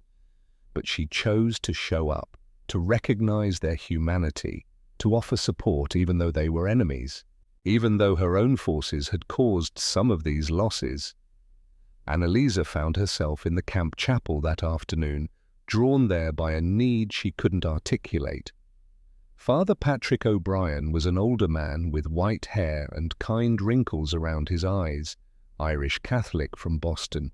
He spoke limited German with a heavy accent that mangled pronunciation, but his presence communicated more than words ever could. She sat in a pew near the front, stared at the simple wooden cross on the wall, Christian symbol that transcended nationality and war, reminder of suffering that was supposed to have meaning. And she cried, not quietly, not with restraint, not with any attempt at maintaining dignity or composure. She cried the way a person cries when everything breaks at once and there's nothing left to hold together, for her parents. Dead in the rubble of Dresden while she was safe and fed in an American prison camp, while she had been filing paperwork and eating abundant meals and receiving Christmas packages from Iowa church ladies for her brothers, whereabouts unknown, probably dead in mud somewhere on some front. That didn't matter. Lost to a war that was clearly being lost, despite all the promises of victory, for her country. Losing the war one bombing raid at a time, collapsing under the weight of its own lies and overreach and fundamental evil, for her beliefs, shattered beyond any hope of repair by a tiny compass in a candy box and kindness from enemies and the revelation that everything she'd been taught was propaganda, for herself. Lost between two worlds with no home in either, no family to return to, no country she could believe in, no certainty about who she was or what she believed or what her life meant. Father O'Brien sat beside her after several minutes. Didn't speak immediately, just sat in companionable silence. His presence was enough. After a long time, she didn't know how long, time had lost meaning, he said something in heavily accented German. Gott weint mit Ihnen. God weeps with you. Simple words, probably grammatically incorrect, but they reached something in her that had been frozen since reading the letter. Warum? She asked through tears. Why? Why does God allow this? Any of this? All of this? Father O'Brien was quiet for a long moment. She appreciated that he didn't rush to answer with easy platitudes. Ich weiß es nicht, he said, finally in careful German. I don't know. But I know he doesn't abandon us in it. He walks through the fire with us, carries what we cannot carry. It wasn't an answer, not really. It didn't explain or justify or make sense of senseless loss. But it was honest, and honesty felt more valuable than easy comfort or theological explanations that tried to make tragedy meaningful. She sat with him for another hour, sometimes crying, sometimes silent, sometimes speaking in broken German about her parents and her fear and her grief. He listened without judgment, offered tissues, prayed with her in Latin that she didn't understand but found comforting anyway. When she finally left the chapel, the grief hadn't lessened, but it felt slightly less crushing, slightly more bearable. Shared grief, she realized, weighed less than grief carried alone. The days after the letters were the darkest period of Annaliese's captivity. The physical conditions hadn't changed. The Americans continued their professional courtesy and unexpected kindness with the same consistency as before. But internally, she was grappling with grief that had no resolution and guilt that had no expiation. She stopped eating properly without conscious decision. Would sit in the mess hall with food in front of her, still abundant, still more than most German civilians saw, and think about her mother. Her mother who had rationed every meal for years, who had gone hungry so her children could eat, who had made do with less and less while maintaining dignity and order, who had died terrified and in pain beneath burning rubble. How could Annalise accept abundance while her mother's last moments had been terror and agony? How could she enjoy safety and comfort while her parents were dead and her brothers were missing? How could she keep living when so many had died? Sergeant Blackwood noticed the change in her, of course he did. He noticed everything with that patient attention that missed nothing. He appeared one afternoon in the administration office with a cup of tea, set it on her desk without a word of explanation, then went back to his own work as if he hadn't just performed a small act of kindness. No questions, no demands, no forcing her to talk about what was wrong when it was obvious what was wrong. Just tea, warm, sweet, present. The small gesture broke through her numbness like sunlight through clouds. That evening, as she prepared to leave the office at the end of her shift, Blackwood stopped her with a gentle clearing of his throat. "Miss Vogel," he said carefully, using her name for the first time, showing respect through formality. "I heard about your parents through official channels. I'm very sorry for your loss. Truly and deeply sorry." The words were simple, but his eyes held genuine sorrow that couldn't be faked. "Thank you," she managed in English that came easier now after weeks of practice. He hesitated, then continued. "After my nephew died at Normandy, I stopped eating too. Felt wrong to take comfort when he was gone, when he would never eat again or laugh again or have a future. My wife told me something that maybe helps you, maybe not, but I share it anyway." Annalisa waited, sensing something important was coming. She said the dead don't want us to die with them. They want us to live for them, to carry their love forward into the future they won't see, to be worthy of the sacrifices they made, to honor them by continuing despite the pain. Tears streamed down Annalisa's face unchecked. "But how?" she asked, her voice breaking. "How do I do that when everything is gone?" Blackwood's expression was infinitely patient, infinitely kind, infinitely sad, in a way that showed he truly understood loss. "Small steps," he said gently. "One choice at a time. Choose to eat today. Choose to work tomorrow. Choose to keep breathing the day after. Eventually, the choices get easier. The weight gets lighter. Not gone, never gone, but lighter enough to carry." He didn't promise it would be easy. He didn't offer false comfort about time healing all wounds. He didn't minimize her pain or suggest she should move on quickly. He just gave her a path forward when forward seemed impossible. Small steps, one choice at a time. That night, Annalisa ate her full dinner for the first time in days. Forced herself to finish despite the guilt that made every bite feel like betrayal. It felt like betraying her dead parents. It felt like survival when survival seemed wrong. Both were true, and somehow she had to live with both truths simultaneously. February 16th, 1945 was a Thursday that would be burned into memory forever. The morning started like any other. Reveille at 0600. Breakfast, work assignments distributed, normal routine that provided comfort through predictability. But Captain Whitmore's expression during morning assembly was different, grave, troubled, heavy with something she clearly didn't want to share, but felt compelled to anyway. She announced that there would be a special assembly at 1400 hours. Attendance was mandatory, all work details suspended for the afternoon. The tone sent ripples of anxiety through Barrack 7 that intensified throughout the morning. Special assemblies meant news, and news in wartime was rarely good. At 1400 hours precisely, the 43 German women gathered in the mess hall with growing dread. Captain Whitmore stood at the front. Behind her, a projection screen had been set up with military efficiency. Beside her stood a photographer with a military camera. The camp translator waited nearby. The setup suggested something official, something documented, something important and terrible.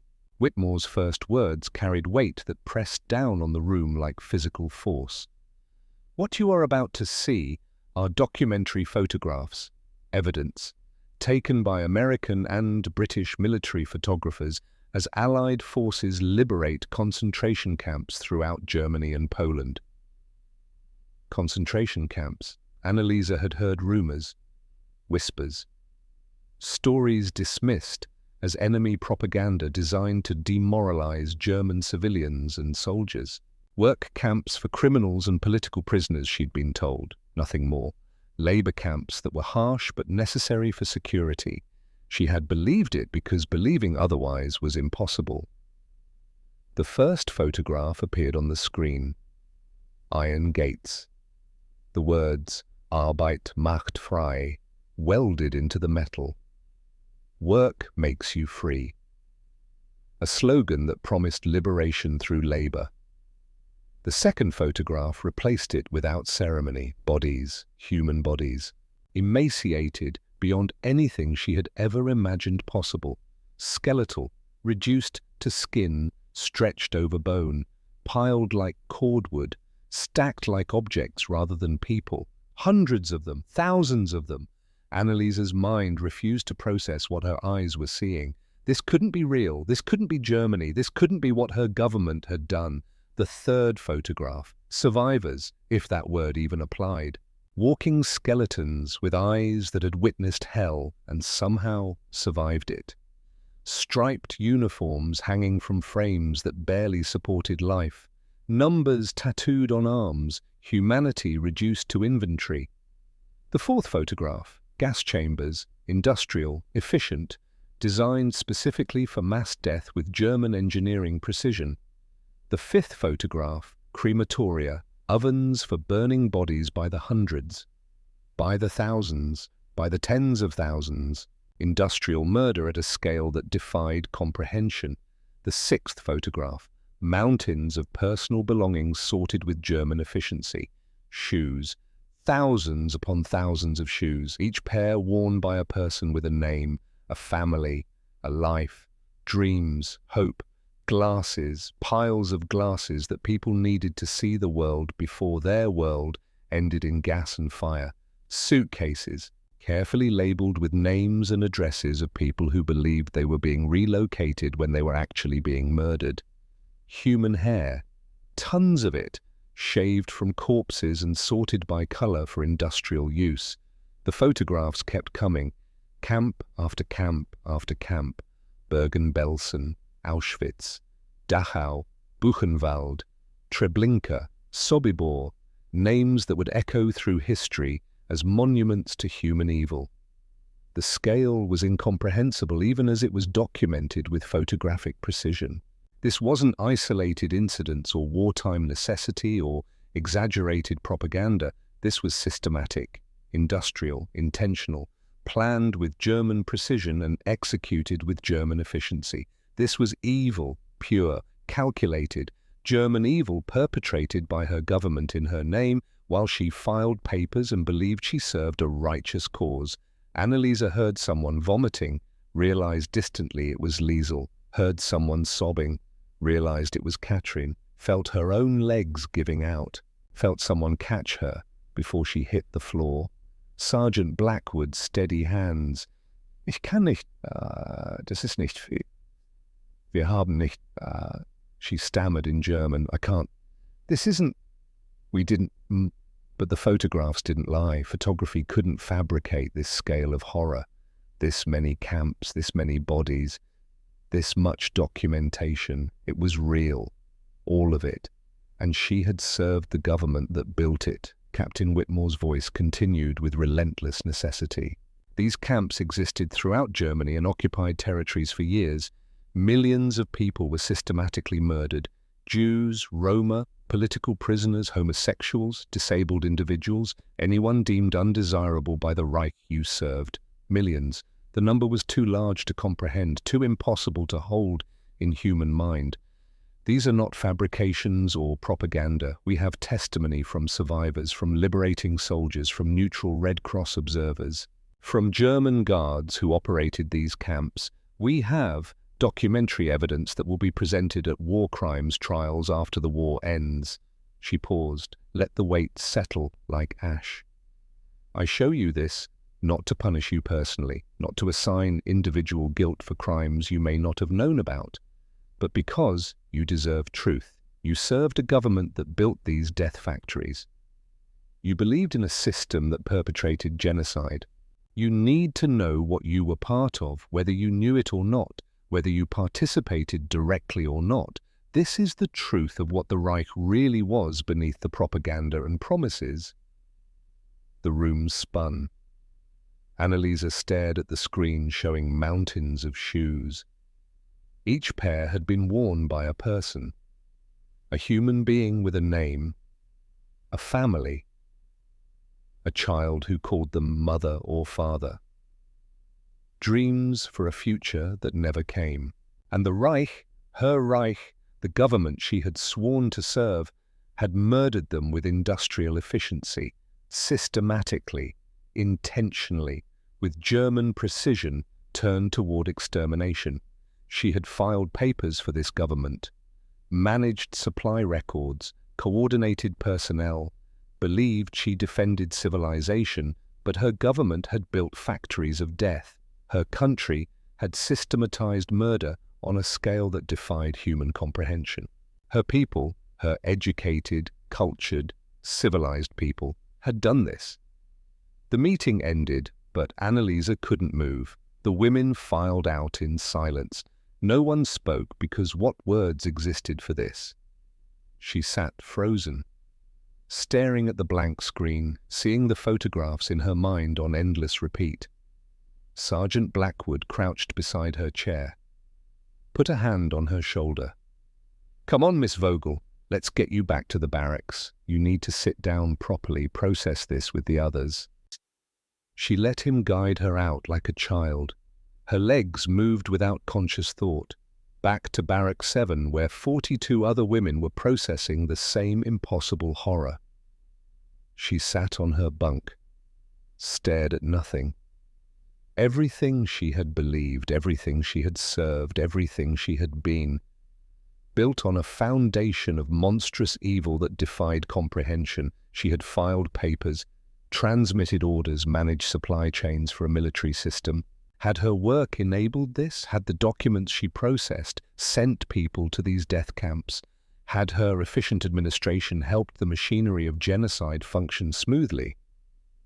She couldn't know, would never know. And that uncertainty was its own kind of hell that would follow her forever. That night, no one in Barrack 7 slept.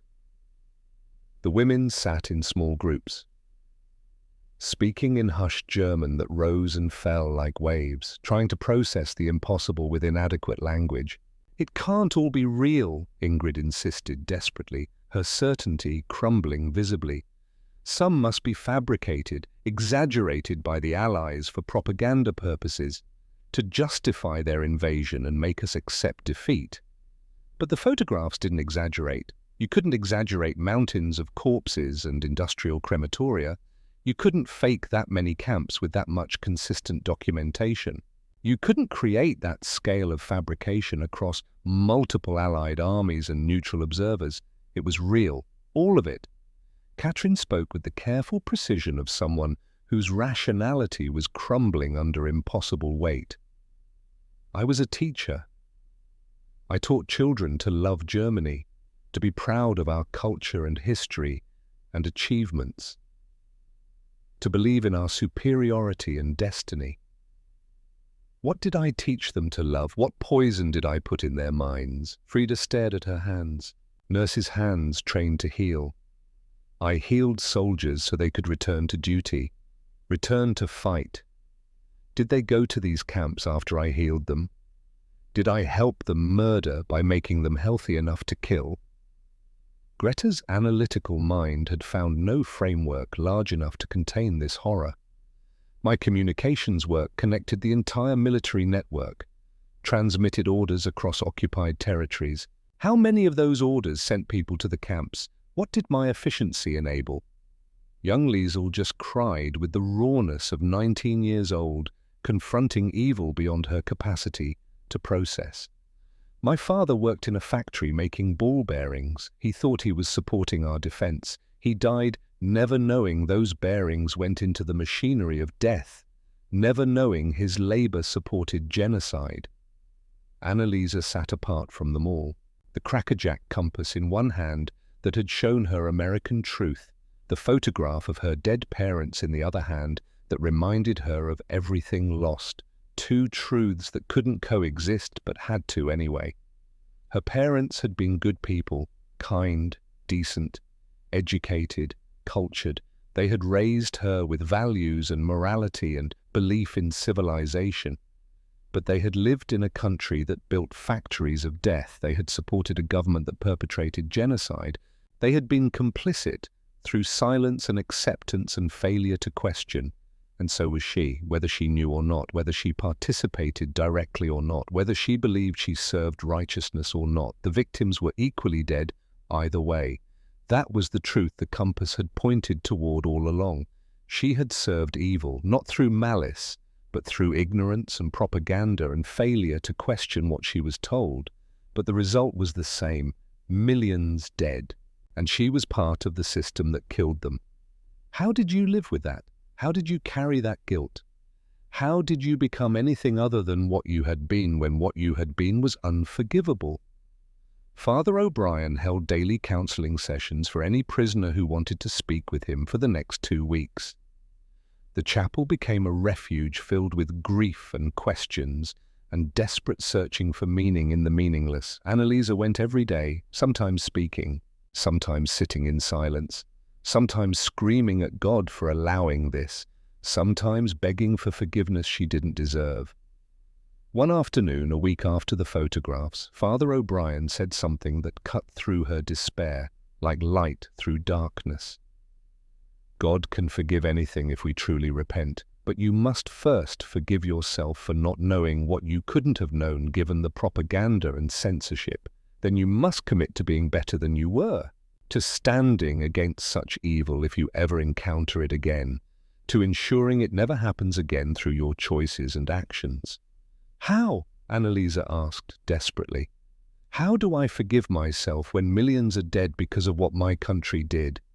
By living a life that honors them, by becoming someone who would have fought this if you had known, by making sure future generations know the truth so they can't be deceived the same way, by choosing every day to be better. While it wasn't absolution, it wasn't erasure of guilt, it wasn't permission to stop grieving or feeling shame, but it was a direction forward when all paths seemed to lead into darkness, a possibility that redemption might be possible even for the complicit, a path that required active choice rather than passive acceptance. Sergeant Blackwood found her in the office a week after the photographs. She had been sitting at her desk staring at filing that seemed meaningless when she knew what her country had done. He set a cup of tea beside her with his usual gentle care. Then he sat down across from her, not behind his desk in a position of authority, but across from her as an equal.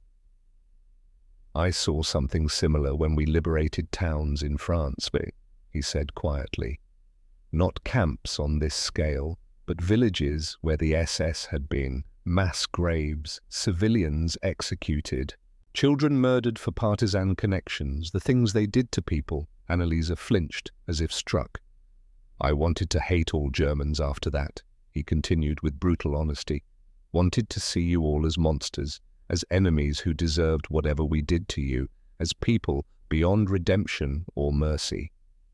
He paused, looked at her directly with those patient eyes that saw everything. But then I worked with you, with Greta and Katrine and the others, and I saw that you're not monsters. You're people who believed lies told by monsters, who served evil without knowing its full scope or true nature, who are now carrying guilt that will never fully leave you, but doesn't have to define you forever.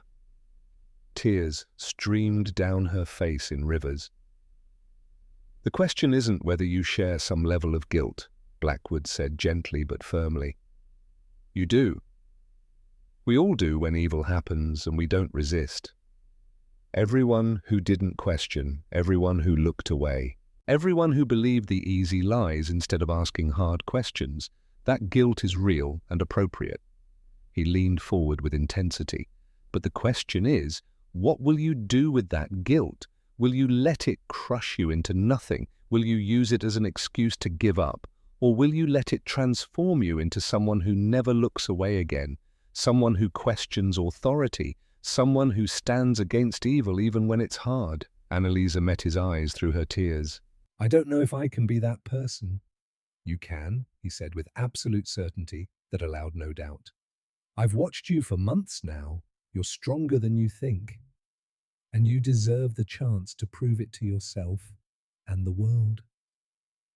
The words settled into her like seeds planted in scorched earth. She didn't believe them yet. couldn't believe them yet, but she wanted to.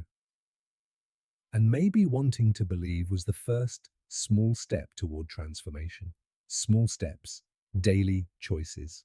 Building something new from ruins, she picked up the supply requisition form she'd been staring at, started filing with mechanical movements. It was a small choice, insignificant in isolation, but it was a choice toward survival rather than surrender, toward transformation rather than despair, toward the terrifying possibility that redemption might be possible, even for the unforgivable, if you worked for it every day for the rest of your life. One small choice at a time. May 8th, 1945 arrived with unseasonable warmth and news that had been inevitable for weeks, but still carried the weight of finality. Germany had surrendered, unconditionally. The war in Europe was over. Captain Eleanor Whitmore made the announcement during morning assembly. Her voice carried across the mess hall without triumph or celebration, just stating historical facts that would reshape the world. Professional to the end, Victory in Europe Day, VE Day. The newspapers and radio broadcasts were calling it the end of the 1,000-year Reich that had lasted only 12 years, the end of Nazi Germany, the end of Hitler's dream of continental domination. The German women sat in stunned silence as the announcement echoed through the mess hall. This should have been devastating news. Their country defeated utterly, occupied by foreign armies, divided among victorious powers who would reshape it according to their own visions. But after the photographs from the camps, after the revelation of what the Reich had truly been beneath the propaganda and promises, Anneliese Vogel felt something she hadn't expected. Relief. Pure, overwhelming relief that made her hands tremble. It was over. The war was over. The killing would stop. The machine that had built Auschwitz would build no more death camps. The system that had murdered millions had finally been stopped by force, since it would never have stopped itself. Her country had lost the war, but humanity had won something more important. The thought felt like treason against everything she'd been raised to believe. Like betrayal of her dead parents who had supported the Reich. Like abandoning her missing brothers who had fought for Germany.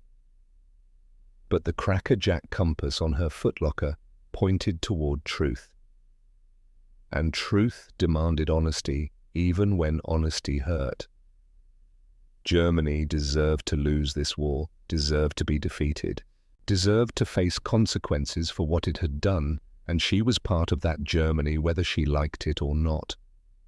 Captain Whitmore continued speaking, pulling her from dark thoughts. Repatriation procedures will begin within 3 weeks. Transportation will be arranged to displaced persons camps in Europe. From there, you will be processed and released to rebuild your lives in post-war Germany under Allied occupation. The words should have brought joy, relief, hope for return to everything familiar. Instead, they brought dread that settled in her stomach like lead. Return to what? Destroyed cities where infrastructure had collapsed and starvation threatened? Dead families who couldn't welcome anyone home? A country that would spend generations living down the shame of what had been done in its name? Anneliese thought of Dresden. Rubble now. Entire neighborhoods erased by firestorms. Her parents buried somewhere in that rubble with thousands of others. Her apartment building a pile of broken stone and twisted metal. Her brothers missing, probably dead. Even if they had survived the war, would they want to see her? Would they blame her for surviving while they suffered? Would they be the same people she remembered, or would war have changed them beyond recognition? What exactly was she returning to? What life waited for her in the ruins? But Captain Whitmore wasn't finished. She paused with deliberate timing, looked across the assembled women with an expression that was hard to read. However, she said carefully, letting the word hang in the air, given the unusual circumstances and the ongoing chaos in occupied Germany, The War Department has authorized a limited exception to standard repatriation procedures. The room grew quieter, if that was even possible, every woman leaning forward slightly to hear better. Those who wish to remain in the United States temporarily may petition for reclassification as displaced persons rather than prisoners of war. The words hung in the air like something impossible, like a miracle that couldn't be real. Stay in America? Choose to remain with former enemies rather than return to homeland? The idea was radical, unprecedented, shocking. This status would allow you to seek sponsorship from American families or organizations willing to vouch for your character, to find employment that supports you, to navigate immigration procedures that are complex and uncertain. It is a risk with absolutely no guarantees of success, but it is being offered to those who believe they have no future in Germany or who wish to build new lives here. Annaliese's heart began to race so hard she thought others might hear it. This was a choice she hadn't known existed, a path forward she hadn't dared to imagine, a possibility that felt like salvation and betrayal simultaneously. That evening, Barrack 7 exploded into urgent German conversations that lasted late into the night. Some women immediately declared their intention to return to Germany without hesitation. Their families were there, alive or dead. Their lives were there, destroyed or not. Their identities were German, and nothing could change that. However ruined the homeland was, it was still home. Others wanted time to consider, to weigh impossible options with no good answers, to write down pros and cons, as if logic could solve a problem of the heart. But 9 women knew their answer almost immediately with a certainty that surprised them. Annalisa sat on her bunk, the crackerjack compass in her hand, turning it over and over, the Thomas Mann novel beside her, the banned book given by American church ladies, the photograph of her dead parents on her footlocker. Everything she had been was gone. Her family, her city, her beliefs, her country, her certainty about who she was and what mattered. She could return to Germany and spend the rest of her life trying to rebuild something from ruins, living in the ashes of what had been, carrying guilt and shame everywhere, being part of a defeated nation that would take generations to heal if it ever did. Or she could stay in America and try to become something new, someone who had learned from terrible mistakes, someone who would never serve evil again through ignorance, someone worthy of the unexpected kindness she had received when she deserved none. Greta Lindemann sat beside her with the same calculation in her analytical eyes. "I have no one to return to," she said quietly. "Berlin is rubble. My neighborhood doesn't exist. My family is dead. What future waits for me there?" Katrin Richter joined them, the former teacher, whose worldview had shattered as completely as anyone's. "What will I teach German children now? How to be proud of a country that built death camps, how to love a culture that embraced genocide, how to respect a government that murdered millions. I can't do it. I can't go back and pretend that didn't happen." Frieda Zimmermann, the nurse whose hands had healed German soldiers, spoke softly. "I could help people in Germany. They'll need nurses desperately. But I could also help people here with better supplies and better training, perhaps do more good with resources that actually exist." Young Liesel Hoffmann, 19 years old and utterly lost, whispered through tears, "I don't know where my mother and sister are. They could be anywhere in Germany or dead like father. I could spend years searching in chaos and never find them. And if I can't find them, I'd be alone in a destroyed country with nothing and no one. At least here." She trailed off, unable to finish. One by one they gathered. 9 women who had nothing to return to in Germany. 9 women who had found something unexpected in American captivity that went beyond physical safety. Not just abundance of food and resources, not just civil treatment and adherence to Geneva Convention, but the possibility of redemption through transformation, the possibility of becoming better than they had been, the possibility of building new lives not haunted by old guilt. Not everyone agreed with this choice. Ingrid Kraus remained adamant and defiant in her certainty, the hardliner who needed beliefs to cling to. "Our country needs us now more than ever," she argued, her voice hard with conviction. "Germany is destroyed. We have a duty to rebuild. We can't abandon our homeland in its darkest hour just because America is more comfortable. That would make us cowards and traitors to everything German."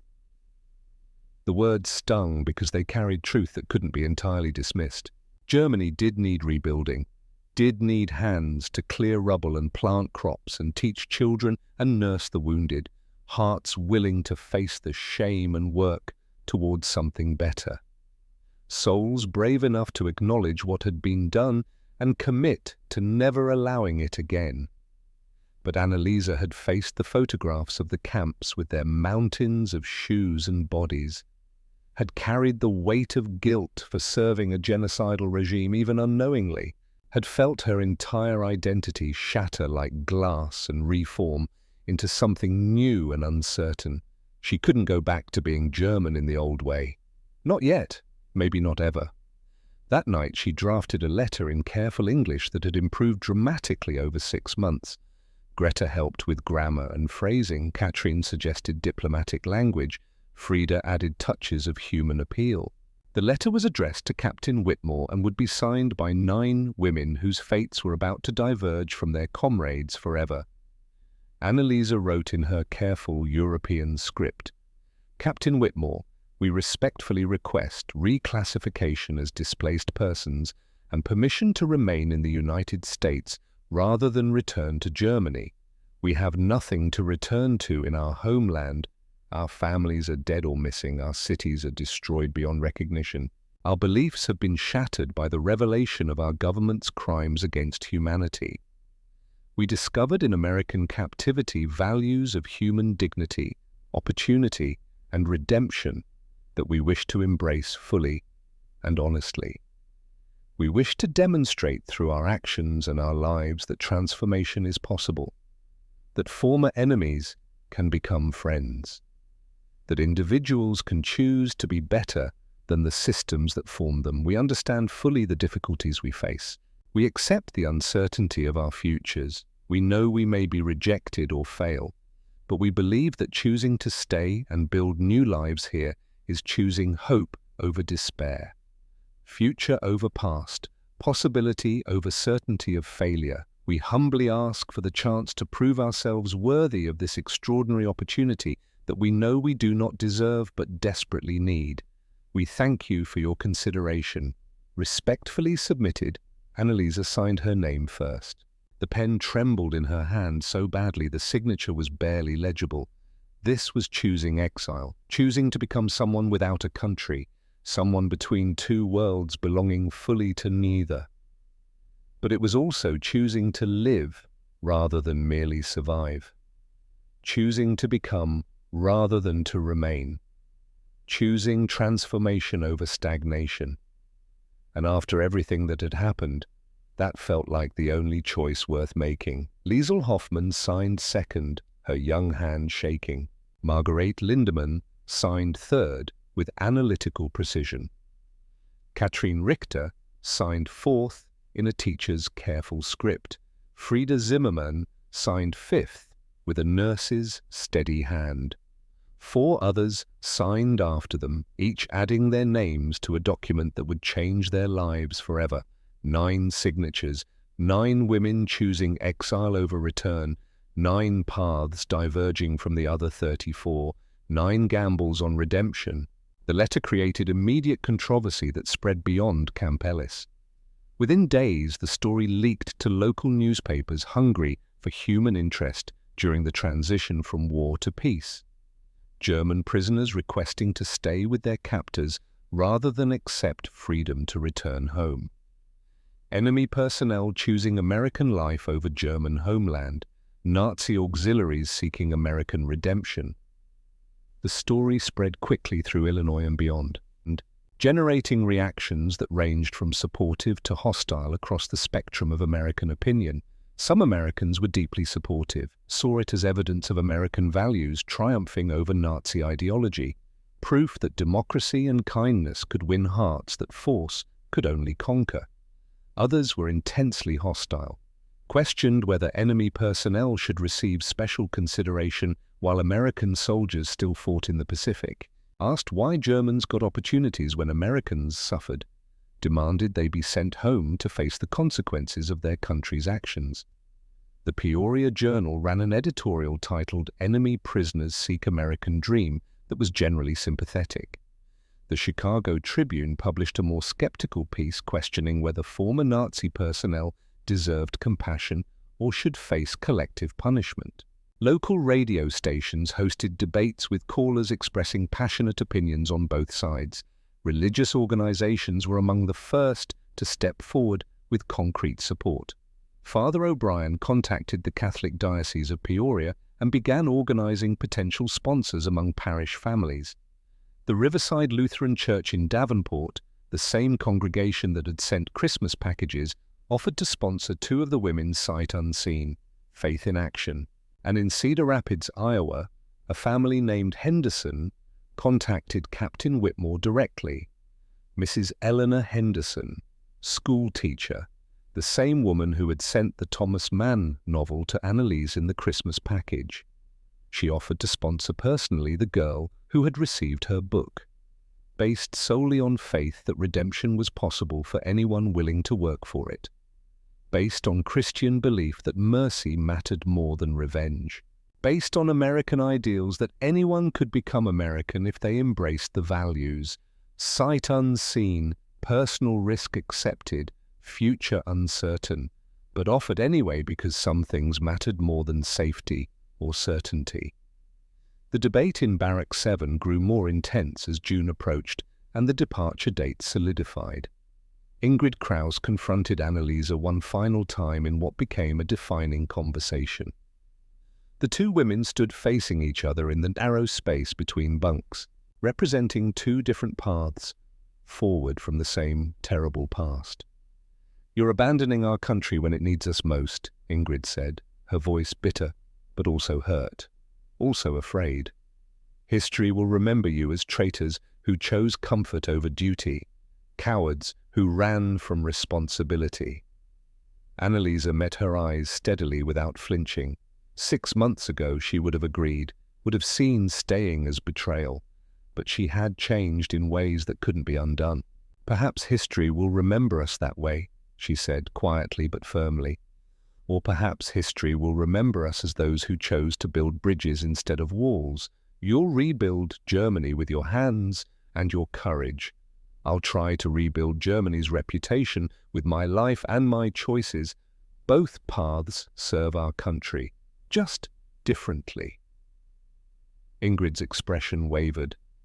The anger wasn't just anger, Annalisa realized. It was fear. Fear of facing the ruins alone. Fear that choosing to stay was actually the braver choice. Fear that Annalisa was right and going back was the coward's path. "How can you face Americans every day?" Ingrid asked, her voice breaking slightly. "Knowing what we did, what our country did in our names. How can you accept their kindness when we don't deserve it?" "How can I face Germans?" Annalisa replied gently. "Knowing the same things? The guilt follows me either way. The shame is permanent regardless of geography. But here I can try to become someone different, someone better, someone who would have resisted if I had known." The logic was inescapable and devastating. Guilt didn't have a geographic solution. Shame didn't respect borders. The work of redemption could happen anywhere or nowhere, depending entirely on the choices made daily. Ingrid's shoulders sagged as the fight drained from her, her certainty finally crumbling under the weight of too many contradictions. "Maybe you're right," she said finally, the admission costing her visible effort. "Maybe both paths are necessary for Germany's future. You can be ambassadors here. Show them that not all Germans embraced evil, that some of us were deceived but can learn. We'll create a country worthy of the name again in the ruins, or die trying." She stepped forward suddenly, embraced Annalisa with desperate strength, Two former comrades about to walk different paths forever. "Be well, Annalisa," Ingrid whispered. "Make them see us as human. Make them understand we're not all monsters. Some of us just believed the wrong things." "Be well, Ingrid," Annalisa replied, returning the embrace. "Make Germany human again. Make it a place where what happened can never happen again. Teach the children truth instead of propaganda." The reconciliation felt like grace, like proof that even the hardest divisions could be bridged if people chose understanding over hatred. Like evidence that redemption was possible even for those who had served evil. June 15th, 1945 dawned with heavy rain that seemed to mourn the coming separation. The morning started with activity that tried to mask emotion with efficiency. 34 women prepared to board trucks to the train station, then to ships, then to displaced persons camps in occupied Germany, then to whatever futures awaited them in the ruins of the Reich. 9 women prepared to stay behind and face uncertain American futures. The mess hall became a gathering point for final goodbyes, a last meal together, a final moment of unity before permanent division. Annalisa watched Ingrid and the others with memorizing intensity, recording faces and voices and small details, the way Greta laughed at something, the way Katrin gestured when making a point, the way Liesel wiped her eyes, the way Frida touched people's arms when offering comfort.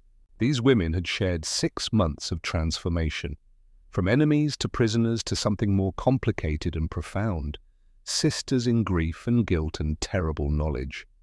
The trucks arrived at 1000 hours with military punctuality. The women who were leaving gathered their few belongings in small bags, exchanged addresses that might never reach their destinations through the chaos of occupied Germany, made promises to write that might never be kept if they couldn't be delivered.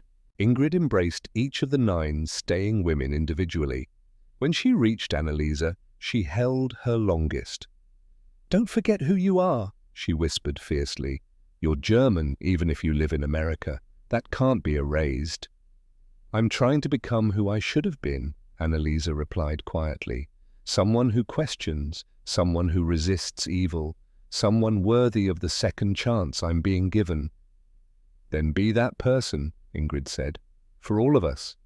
The trucks pulled away slowly through the rain, faces visible in windows, hands waving, growing smaller, disappearing around the bend, gone.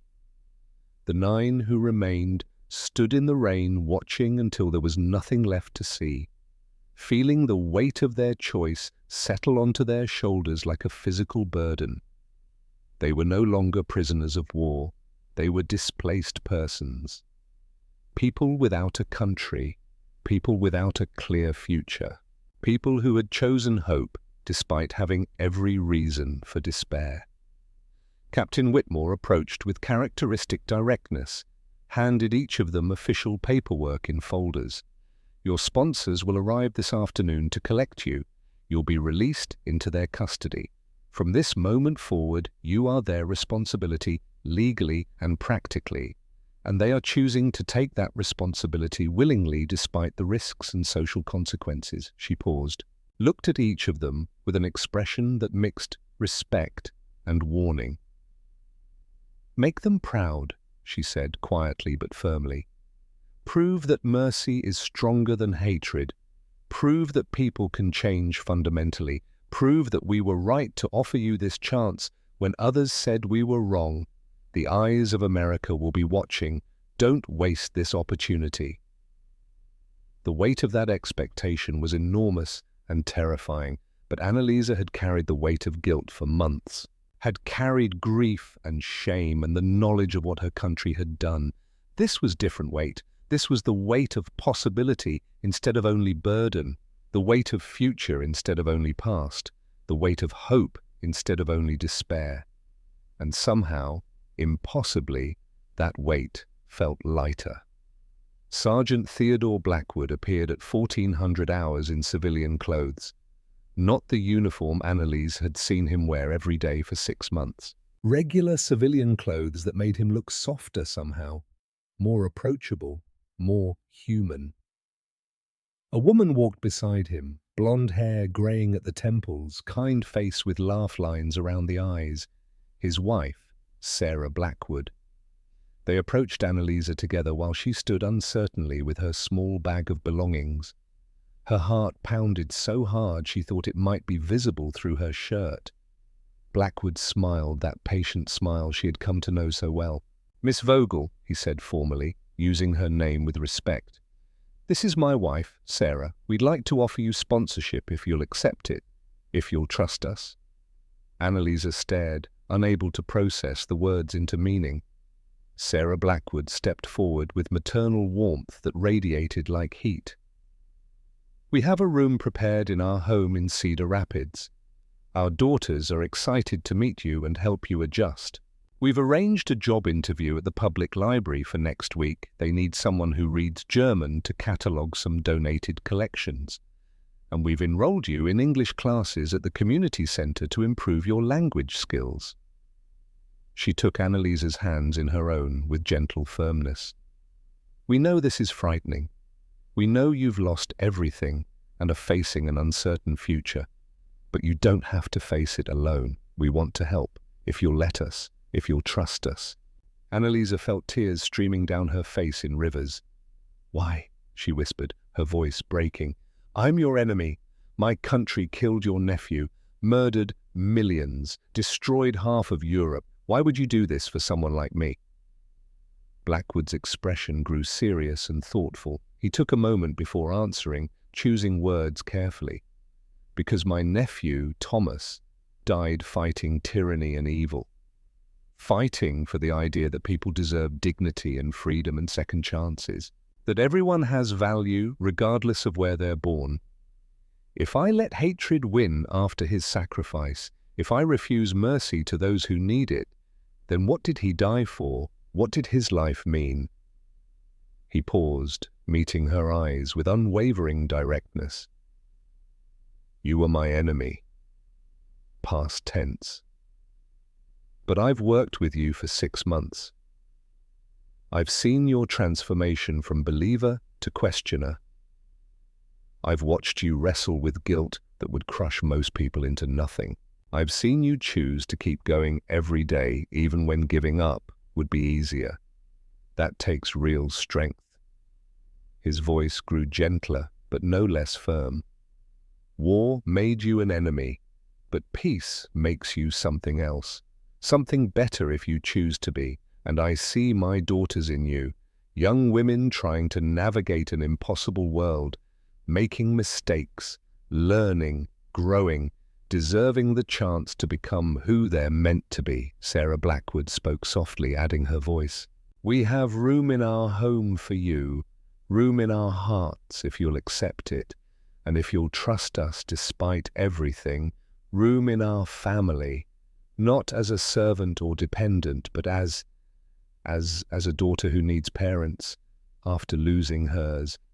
The kindness was overwhelming, crushing in its generosity. This man who had lost his nephew to German bullets at Normandy, this woman who had knitted scarves for enemy prisoners at Christmas, offering not just sponsorship but family, not just opportunity but belonging, not just tolerance but love. Annalisa couldn't speak past the lump in her throat. She nodded frantically, tried to find words in English or German or any language. "Yes," she finally managed. "Shh. Yes, I accept. Thank you. Thank you. I don't deserve this, but I accept. And I'll work every day to be worthy of it." And then she did something that surprised everyone, including herself. She stepped forward and embraced Theodore Blackwood. Not as a prisoner embracing a guard with proper distance, but as a daughter embracing a father with desperate need.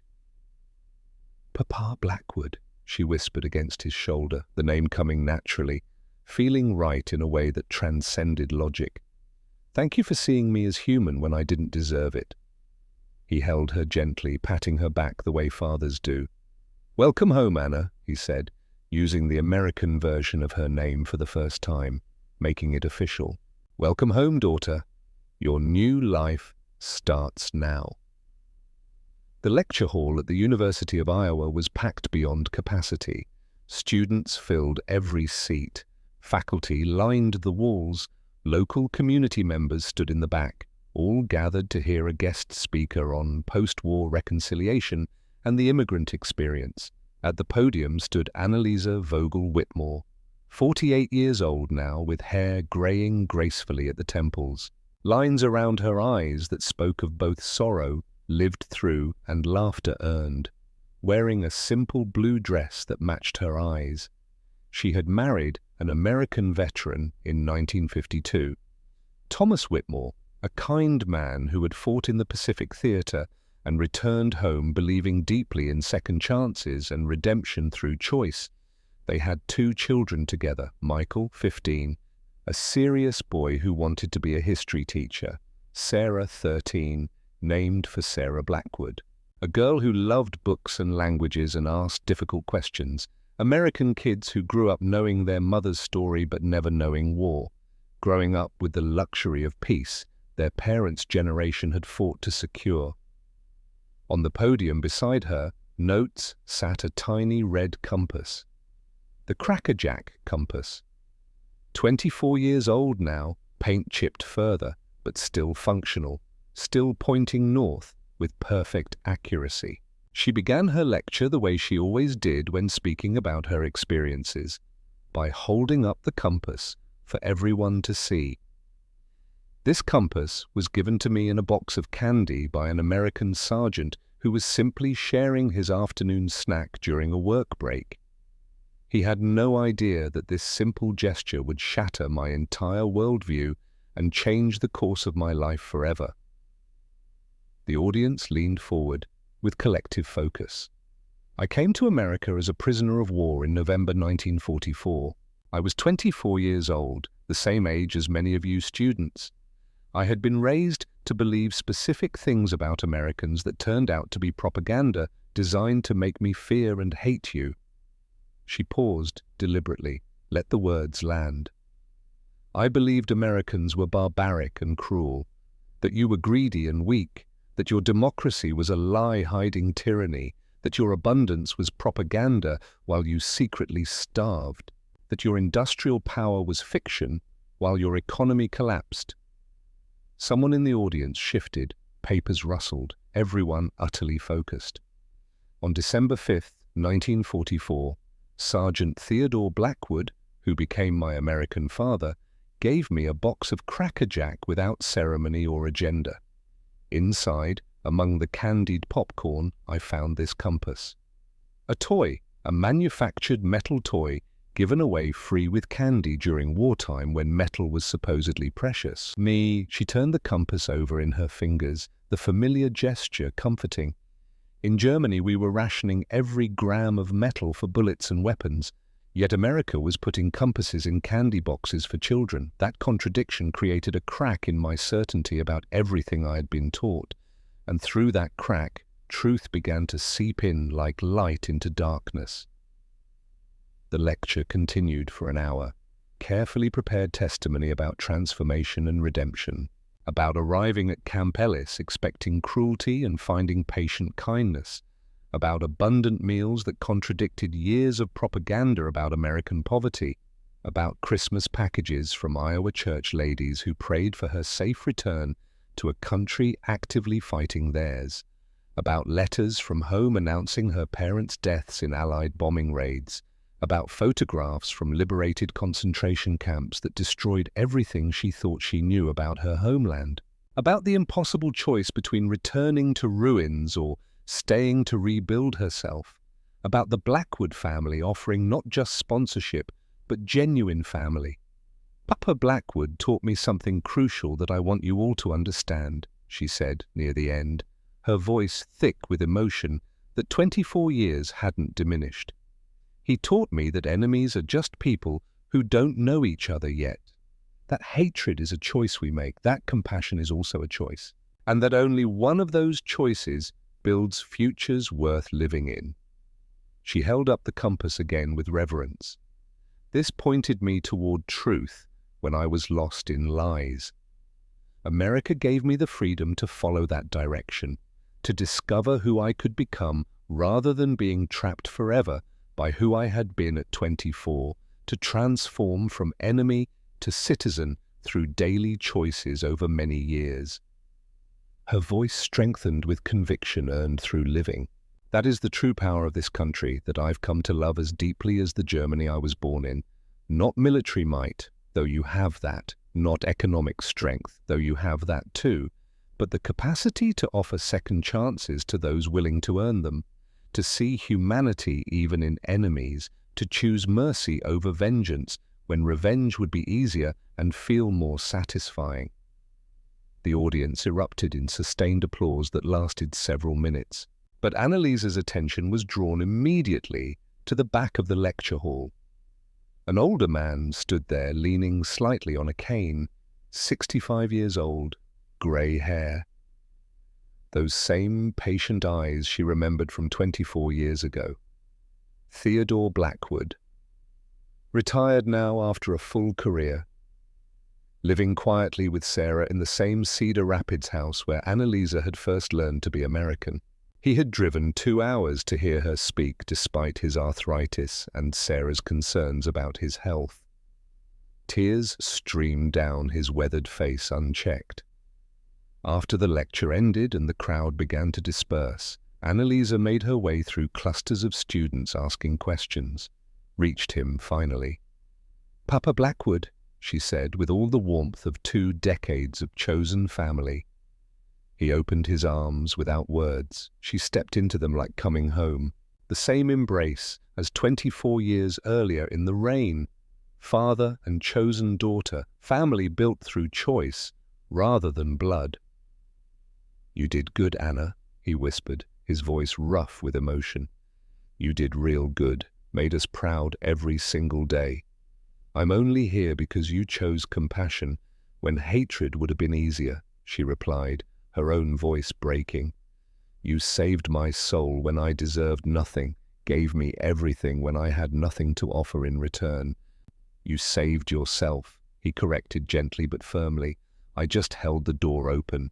You walked through it. You did the hard work of transformation. You chose to become better every single day." They stood together in the emptying lecture hall. 2 people connected by war but defined by peace, by the choice to see humanity across enemy lines, by the courage to offer and accept second chances, by the belief that transformation was possible even for the broken and guilty. Sarah Blackwood joined them with careful steps, her own hair white now, but her smile unchanged. Embraced Annalise with maternal warmth that had never wavered in 24 years. "Come for Sunday dinner," she said firmly. "Bring Tom and the children. It's been 3 weeks, too long between visits. The house feels empty without you." Family. Chosen family built from the ashes of war, stronger than blood because it was forged in conscious choice rather than accident of birth, built on forgiveness and second chances and daily decisions to choose love over easier hatred. Theodore Blackwood Jr. sat in a hospice room in Cedar Rapids, Iowa, holding a wooden box that contained his father's secrets. He was 75 years old now. His father Theodore had passed in 2015 at 92. His mother Sarah had followed a year later at 90, unable to live without her partner of 70 years. In the hospice room's single bed lay a woman of 98, Annalise Fogel Whitmore, dying slowly but peacefully. Surrounded by photographs of the life she had built with borrowed time. Her husband Tom had passed 5 years earlier, but her children visited daily. Michael, a history professor now, Sarah, a social worker specializing in refugee resettlement. Her grandchildren brought flowers and stories and evidence that her life had mattered beyond her own existence. She had lived a full life, a good life built on the foundation of undeserved grace, a life that honored the second chance she'd been given in 1945. Theodore Jr. had brought the Foot Locker contents finally. The 23 letters his father had saved for 70 years. The compass that had started everything. Annalisa's eyes were cloudy with age now, but they focused when she saw the tiny red compass with recognition that transcended time. "I wondered what happened to that," she whispered, her voice weak but clear. "Your father kept it all these years?" "He kept everything," Theodore said gently. "Every letter you ever wrote him, every Christmas card, every photograph. Along with this compass, I found them all after he passed. Read every letter. That's when I knew I had to find you, to thank you for what you gave him." "Thank me?" Her confusion was genuine and somehow touching. "For what? He gave me everything." For showing my father that his service meant something beyond killing and winning. That kindness could triumph where violence only conquered. That mercy was strength rather than weakness. That choosing to see humanity in enemies was the bravest choice possible. He opened one of the letters carefully, the paper fragile with age. Read aloud in a voice that trembled. "Dear Papa Blackwood, today Michael asked me about the war in Germany and how I came to America. I showed him the compass. Told him about the sergeant who shared candy and changed my life forever. He asked if you're a hero like the soldiers who fought. I said yes, the truest kind, the kind who wins hearts instead of battles, the kind whose victory lasts generations." Theodore's voice broke completely. "My father never talked about the war much, never claimed to be anything special or heroic, just said he did his duty like millions of others, but these letters, they show who he really was beneath the modesty. They show what he gave you and what you gave him in return." Annalisa reached out with trembling hands that had grown fragile with age. Theodore placed the compass in her palm with infinite care. She held it like something sacred, stared at it with eyes that saw not just the present, but 73 years of choices that had flowed from this tiny toy. "This belongs to your family now," she said firmly, despite her weakness. "Your father's legacy. Give it to your children." "Your grandchildren. Tell them the story. Make sure they understand what it means." "What does it mean?" Theodore asked, wanting to hear it from her one more time.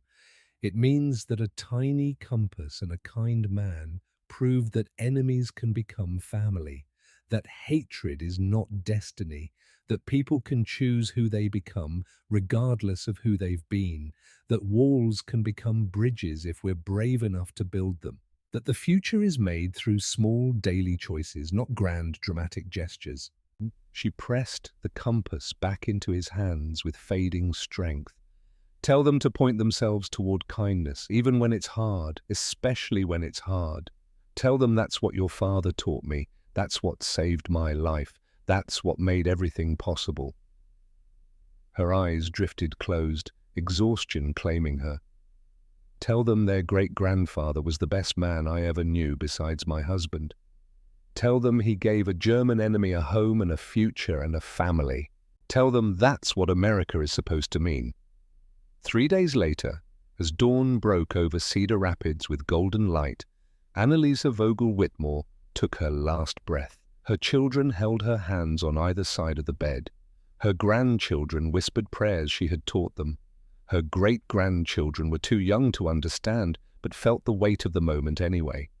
In her final moments, she smiled. A genuine smile of peace and completion. The compass rested on the nightstand beside her where Theodore had left it, pointing north one final time with the same accuracy it had possessed for 74 years. She had walked that direction since December 5th, 1944. From prisoner to daughter. From enemy to citizen. From broken to whole. From guilty to redeemed through daily choices over 7 decades. From lost to found. The journey was complete, the transformation finished, the life well lived despite its terrible beginning. She had pointed herself toward kindness when hatred was expected, had built bridges when walls would have been easier, had chosen transformation over stagnation every single day for 74 years, and in doing so had proved that redemption was possible for anyone willing to work for it. That grace could triumph over guilt, that love could overcome hatred, that small daily choices compound into lives of meaning. Her funeral was attended by hundreds who filled the church and spilled into the parking lot. German immigrants and their American-born descendants, veterans and their families spanning multiple generations, teachers whose lives she had touched through her work at the library and community center, librarians she had mentored over 4 decades of service, students who had heard her speak about redemption and second chances and had carried those lessons forward, refugees she had helped settle in America, passing forward the grace she had received, her own sprawling family, children, grandchildren, great-grandchildren, representing the future she had built from ruins. Theodore Jr. gave the eulogy with the compass held high for everyone to see. This compass pointed my father toward compassion when hatred would have been justified and easier. It pointed Anna toward hope when despair would have been understandable. And now it points us toward the future. He looked at his teenage grandson, Ryan, sitting in the front row with solemn attention. Yesterday, I gave this compass to Ryan to keep safe. He asked me why a toy matters so much. Why we care about something so small and old. I told him it's not about the toy itself, it's about what it represents. He paused, letting silence amplify his words. This represents the moment propaganda met reality and reality won, the moment an enemy became a daughter, the moment mercy proved stronger than revenge, the moment small kindness created transformation that lasted 74 years and touched thousands of lives. Another pause, letting the weight settle. My father fought against tyranny in World War II, but he won his greatest victory not with weapons but with Cracker Jack. By seeing humanity in an enemy, by offering family to the displaced, by proving that America's true strength isn't military might, but moral courage to do the hard, right thing. After the funeral, Theodore Jr. drove to his grandson's middle school with the compass in his pocket. Ryan's history class was studying World War II, Holocaust, D-Day, atomic bombs, victory and occupation. Theodore brought the compass as a teaching tool more valuable than any textbook. Told the story from beginning to end. The students listened with the intense attention that truth commands when told by those who lived it. When he finished, a girl in the back row raised her hand with obvious urgency. "Mr. Blackwood, should we be kind to our enemies even when they've done terrible things?" Theodore Jr. held up the compass. Let the question hang in the air with proper weight. Then he smiled with the wisdom of a man who'd spent his life watching redemption unfold. Let me tell you about a German prisoner and an American sergeant, about a box of candy that changed the world, about choosing compassion when hatred was expected and easier, about building bridges when walls would require less courage, about transformation being possible if we're brave enough to believe in it and work for it every single day. He began the story again, the way it had been told to him by his father and by Anna herself, the way it would be told to future generations who needed to understand. The story of how truth defeats propaganda, how enemies become family, how small kindnesses compound into lives of meaning, how daily choices determine who we become, how redemption is possible for anyone willing to work for it, how a tiny compass from a Cracker Jack box became the symbol of transformation, how grace triumphs over guilt, how love overcomes hatred, how hope defeats despair. One small choice at a time, the compass needle swung in its housing as he held it, settled with mechanical precision, pointed north, always north, true north, toward kindness, toward compassion, toward forgiveness, toward second chances, toward redemption, toward hope, toward home.